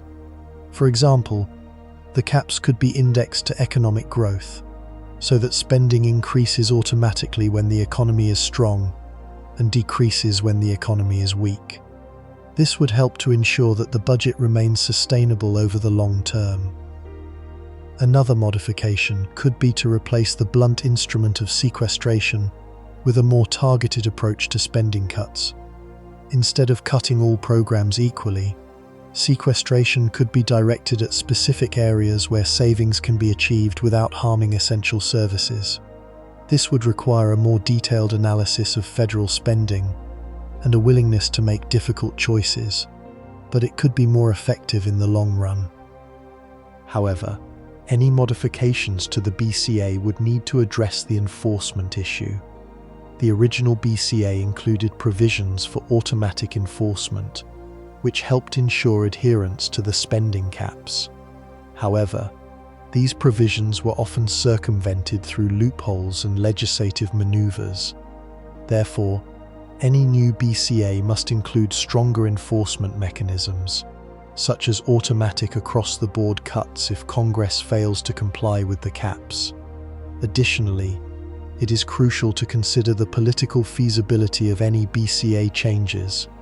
The original BCA resulted from intense negotiations between the White House and Congress, and faced opposition from many lawmakers on both sides. Any new BCA would likely encounter similar resistance, making it important to build a broad coalition of support before attempting to implement it. This may involve compromises and addressing various stakeholders' concerns, but it is essential to ensure that any BCA modifications are politically viable and sustainable in the long term. Ultimately, it is about balancing fiscal responsibility with the need to fund important programs and services. Now, let's turn to the debt limit. As we've discussed, the debt limit is the legal cap on how much money the federal government can borrow to meet its current obligations. Raising the debt limit is often used as a political bargaining chip, leading to repeated crises and threats of default. So what reforms could be put in place to address this issue? One idea is to eliminate the debt limit entirely, which would remove the threat of default and prevent the cycle of political battles. However, this approach is also controversial, as some argue that the debt limit serves as an important check on government spending. Another option is to reform the debt limit by tying it to the passage of the budget. For instance, Congress could be required to pass a budget resolution before raising the debt limit. This would ensure lawmakers are making responsible spending decisions before allowing the government to borrow more money. Alternatively, the debt limit could be raised automatically whenever Congress approves a budget resolution. However, any debt limit reform would need to address the issue of enforcement. As we've seen, the debt limit is often used as a political bargaining chip, even when there's no real risk of default. So, any reform would need to include provisions to prevent lawmakers from using the debt limit to extract concessions from the other side. This might involve establishing an independent commission to oversee the debt limit process, or creating automatic penalties for violating the debt limit rules. The challenge is balancing the need for fiscal responsibility with the need to avoid a politically motivated crisis. Simply abolishing the debt limit might be seen as reckless, while maintaining it in its current form invites future conflicts. A potential solution is a safe harbor provision, raising the debt limit to cover previously authorized spending, but requiring a supermajority vote in Congress to authorize any new debt. This incentivizes responsible budgeting while preventing manufactured crises over existing obligations. Finally, let's consider the importance of bipartisan budget processes. As we've seen, budget shutdowns and debt limit crises often occur when one party controls both the White House and Congress and is unwilling to compromise with the other party. So how can we promote greater bipartisanship in the budget process? One idea is to create a permanent bipartisan budget commission similar to the Bowles-Simpson Commission that was established in 2010. This commission would be responsible for developing a long-term budget framework and making recommendations to Congress. Another option is to establish a bipartisan budget conference committee with equal representation from both parties to negotiate a budget resolution each year. This approach would ensure both parties have a voice in the budget process and that any budget resolution is based on compromise. However, any bipartisan budget process must address the issue of incentives. Lawmakers are often rewarded for taking partisan positions and punished for compromising. Therefore, it's important to create incentives for bipartisanship, such as rewarding lawmakers willing to work with the other party and punishing those who engage in obstructionism. This might involve reforming campaign finance laws, strengthening ethics rules, or establishing a bipartisan caucus in Congress. It's also essential to foster a culture of respect and civility in Washington. The current climate of polarization and hostility makes it difficult to reach compromises, even when both sides share common goals. Ultimately, preventing future shutdowns and debt limit crises requires a fundamental shift in how we approach the budget process. It's about prioritizing long-term fiscal stability over short-term political gains and fostering a spirit of cooperation and compromise. That demands strong leadership, a willingness to listen to different perspectives, and a commitment to finding common ground. We need to understand the foundational powers the president holds when facing the potential or actual government shutdown. The president's authority isn't absolute, of course. It's rooted in Article 2 of the Constitution, which vests executive power in the president, but that power is always subject to checks and balances from Congress and the judiciary. When it comes to shutdowns, the core of the president's power lies in how they interpret and execute laws Congress hasn't passed, specifically the appropriations bills that fund the government. A shutdown occurs when Congress fails to pass these bills or the president refuses to sign them, causing funding for many federal agencies to lapse. The president then decides which agencies and functions are considered essential and will continue to operate, and which are non-essential and will temporarily close. This is where executive discretion becomes crucial and frankly contentious. The definition of essentials is surprisingly broad and open to interpretation. It generally includes functions related to national security, public safety, and the provision of essential services, though even within those categories, the president has leeway. Think about air traffic control, essential, national park maintenance, often deemed non-essential. It's a balancing act between maintaining critical functions and exerting pressure on Congress to resolve the funding impasse. The president's power isn't simply about what gets shut down, it's also about how it's shut down. They can issue executive orders directing agencies to implement the shutdown in a particular way, and these orders can have significant consequences for federal employees and the public. The president's ability to influence a shutdown also extends to the use of what's known as the impoundment power. While the Constitution doesn't explicitly grant the president the right to refuse to spend money Congress has appropriated, presidents have historically attempted to do so, arguing that they have the authority to protect the integrity of the budget or to prevent Congress from overspending. However, Congress pushed back against this practice with the Congressional Budget and Impoundment Control Act of 1974, which limited the president's ability to impound funds. This act requires the president to seek congressional approval before delaying or canceling appropriated funds. Now, concerning the legality of certain actions during a shutdown, things can get complicated. Presidents have sometimes been accused of overstepping their authority by using emergency powers or reallocating funds in ways that circumvent congressional intent. These actions are often challenged in court, and the judiciary ultimately decides whether they are constitutional. It's important to remember that the president's authority during a shutdown isn't unlimited.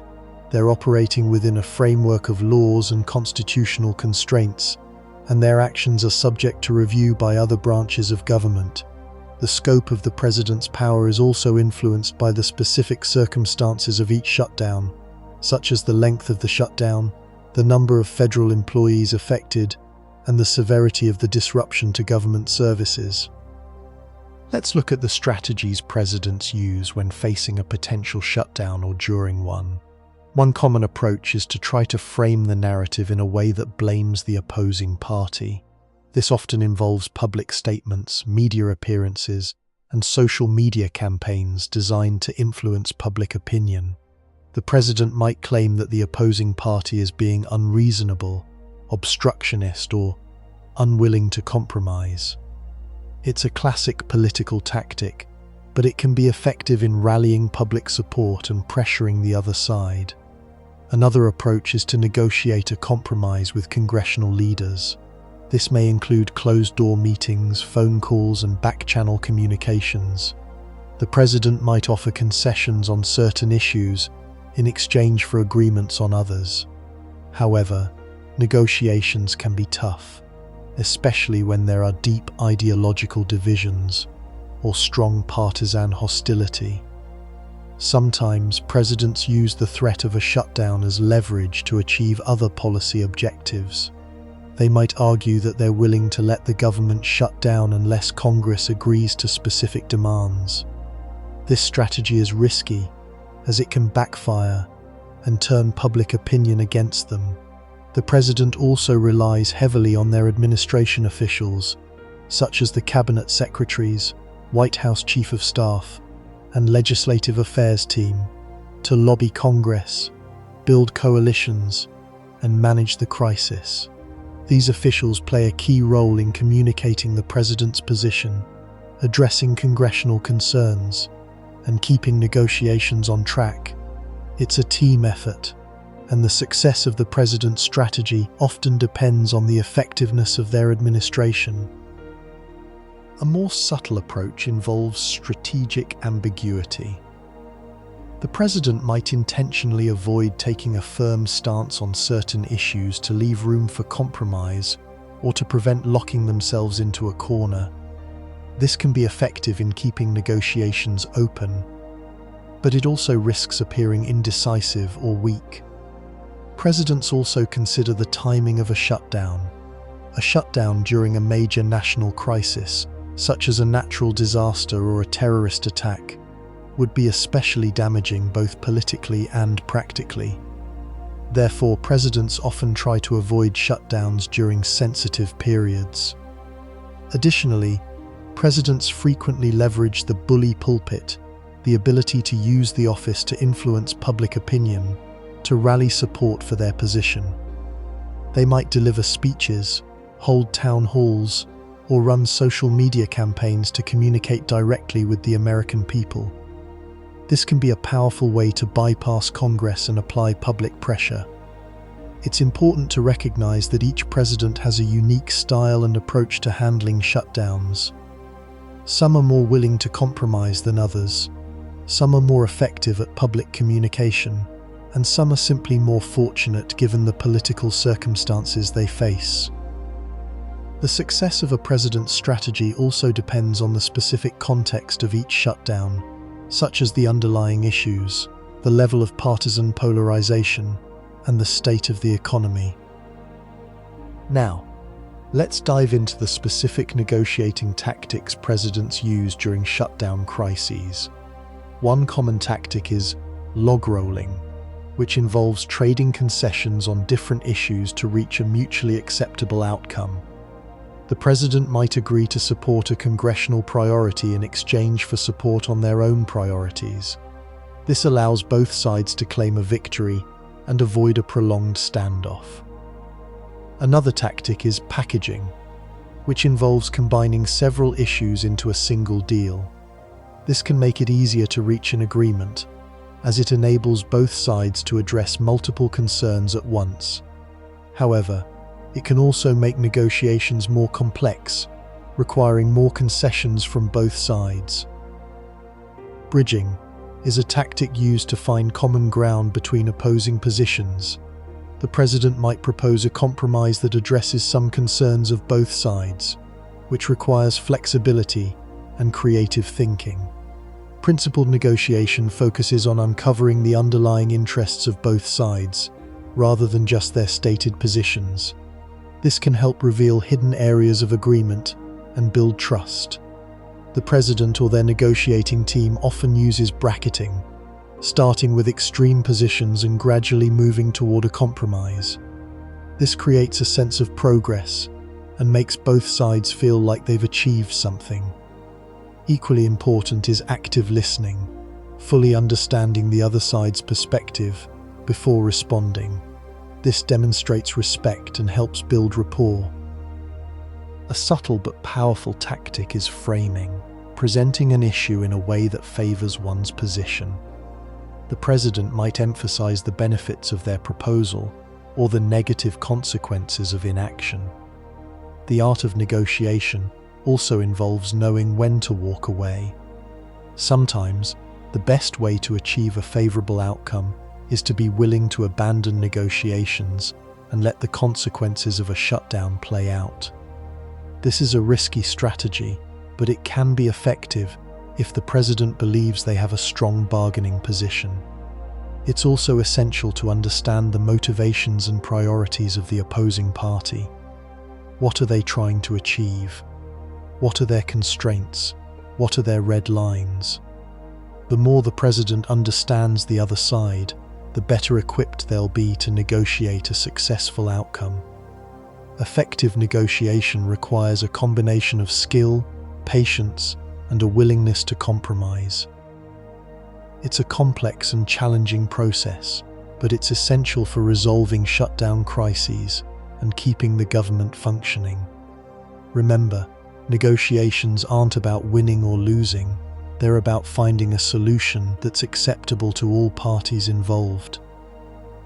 A successful negotiation is one where both sides feel like they've achieved something and where the government can continue to serve the American people. Government shutdowns aren't just about numbers on a budget sheet. They represent a direct and often devastating blow to the morale of federal employees. Imagine dedicating yourself to public service, believing in the importance of your work, and then being told, through no fault of your own, that your efforts are temporarily suspended. This creates a profound sense of frustration and uncertainty. It's not just about immediate disruption, it's about the erosion of trust in the government as an employer and the feeling that their commitment isn't valued. For many, public service is a calling, not just a job, and these shutdowns chip away at that sense of purpose. It's incredibly disheartening to be labelled non-essential when you believe your work greatly contributes to the well-being of the nation. Repeated shutdowns can lead to burnout and a loss of institutional knowledge as talented individuals seek more stable employment opportunities. The psychological toll is significant, impacting not just the employees directly affected, but also their families and communities. The impact on morale is often worsened by the lack of clear communication during a shutdown. Employees are frequently left in the dark, unsure of when they will be able to return to work or whether they will receive back pay. This ambiguity fuels anxiety and speculation. The constant threat of future shutdowns creates a perpetual state of insecurity, making it difficult for employees to plan their lives or invest in their careers. It's a cycle of stress and uncertainty that can take a significant toll on mental health. Think about the dedication required for roles like air traffic controllers, food safety inspectors, or national park rangers. Asking them to repeatedly interrupt their vital work or forcing them to work without pay sends a clear signal that their contributions are not fully appreciated. The cumulative effect of these shutdowns results in a decline in employee engagement, decreased productivity, and a growing sense of cynicism toward government service. This isn't simply a matter of inconvenience, it's a long-term threat to the effectiveness of the federal workforce. Furthermore, the impact goes beyond the individual employee. Families shoulder the burden of financial hardship and emotional stress. Spouses may need to seek temporary work, and children might face anxiety and disruptions to their routines. The uncertainty surrounding a shutdown can make it difficult to afford essentials like healthcare, childcare, and housing. For dedicated federal employees, public service often represents a long-term commitment, a career chosen for its stability and the opportunity to contribute to the common good. Repeated shutdowns diminish that trust and can cause talented individuals to leave government service for more secure opportunities in the private sector. This brain drain weakens the federal workforce and undermines the government's ability to address critical challenges. The loss of experienced staff and institutional knowledge is a significant cost that is often overlooked in short-term budget negotiations. It's a slow but steady erosion of the government's capacity to serve the public effectively. The financial hardship caused by government shutdowns is very real and often devastating for federal employees. While back pay is usually authorized after a shutdown ends, the delay can cause immediate and serious difficulties. Many federal workers live paycheck to paycheck, and even a short shutdown can lead to missed mortgage payments, late rent, and trouble affording basic needs like food, medicine, and childcare. Imagine being unable to meet your financial obligations through no fault of your own, just because of a political deadlock. This creates immense stress and anxiety for employees and their families. For lower-paid workers, the financial impact is especially severe. They may have limited savings to rely on and might be forced to seek emergency help or borrow money from family and friends. It's a cycle of debt and hardship that can be tough to break. The financial hardship isn't limited to lost wages. Shutdowns can also disrupt access to essential government services such as unemployment benefits, food assistance programs, and housing vouchers. This can exacerbate the financial difficulties faced by vulnerable populations. Federal employees who own small businesses or rely on government contracts may also experience significant financial losses during a shutdown. The disruption to government operations can delay payments, cancel contracts, and force businesses to temporarily close. It's a ripple effect that extends beyond the federal workforce and impacts the broader economy. Moreover, the cost of shutting down the government in terms of lost productivity, delayed services, and increased administrative expenses far outweighs any short-term savings achieved through budget cuts. It's a fiscally irresponsible approach that harms both federal employees and the nation as a whole. The emotional toll of financial hardship is often overlooked. Employees may experience shame, embarrassment, and anxiety about their ability to provide for their families. They may be forced to make difficult choices between paying for essential needs such as healthcare or childcare. This can have long-term consequences for their physical and mental health. Moreover, the constant uncertainty surrounding shutdowns creates a climate of fear and insecurity. Employees may be hesitant to make long-term financial plans or invest in their future. This can stifle economic growth and discourage entrepreneurship. It's a vicious cycle that perpetuates financial instability and undermines the economic well-being of federal employees and their communities. Addressing this issue requires a commitment to responsible budgeting and a willingness to prioritize the needs of federal employees and the public they serve. The long-term consequences of government shutdowns go far beyond the immediate financial and emotional hardships faced by federal employees. Repeated shutdowns weaken trust in government, damage the federal workforce, and undermine the government's ability to tackle critical challenges.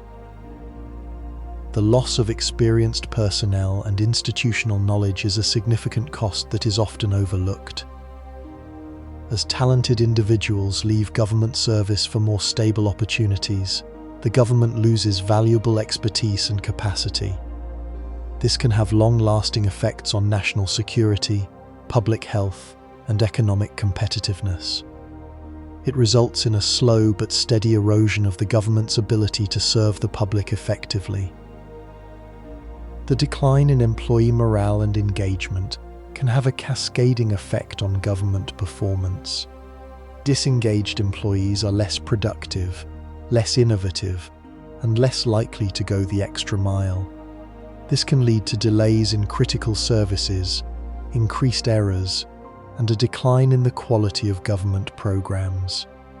Moreover, repeated shutdowns create a climate of cynicism and distrust, making it difficult to attract and retain talented individuals in government service. This can worsen the brain drain and further weaken the federal workforce. Addressing this issue requires a fundamental shift in the way we approach budgeting and governance. We need to prioritize long-term stability and predictability over short-term political gains. We must invest in our federal workforce and foster a culture of trust and respect. Ultimately, the long-term consequences of government shutdowns threaten the very fabric of our democracy. A functioning government is crucial for delivering essential services, protecting our national security, and fostering economic prosperity. Repeated shutdowns weaken public trust in government, harm the federal workforce, and undermine our capacity to tackle critical challenges. It's a self-defeating cycle that must be broken. We need to focus on responsible budgeting, invest in our federal workforce, and build a culture of trust and respect. Only then can we ensure a strong and resilient government capable of serving the needs of all Americans. It's a challenge that calls for leadership, collaboration, and a commitment to the common good.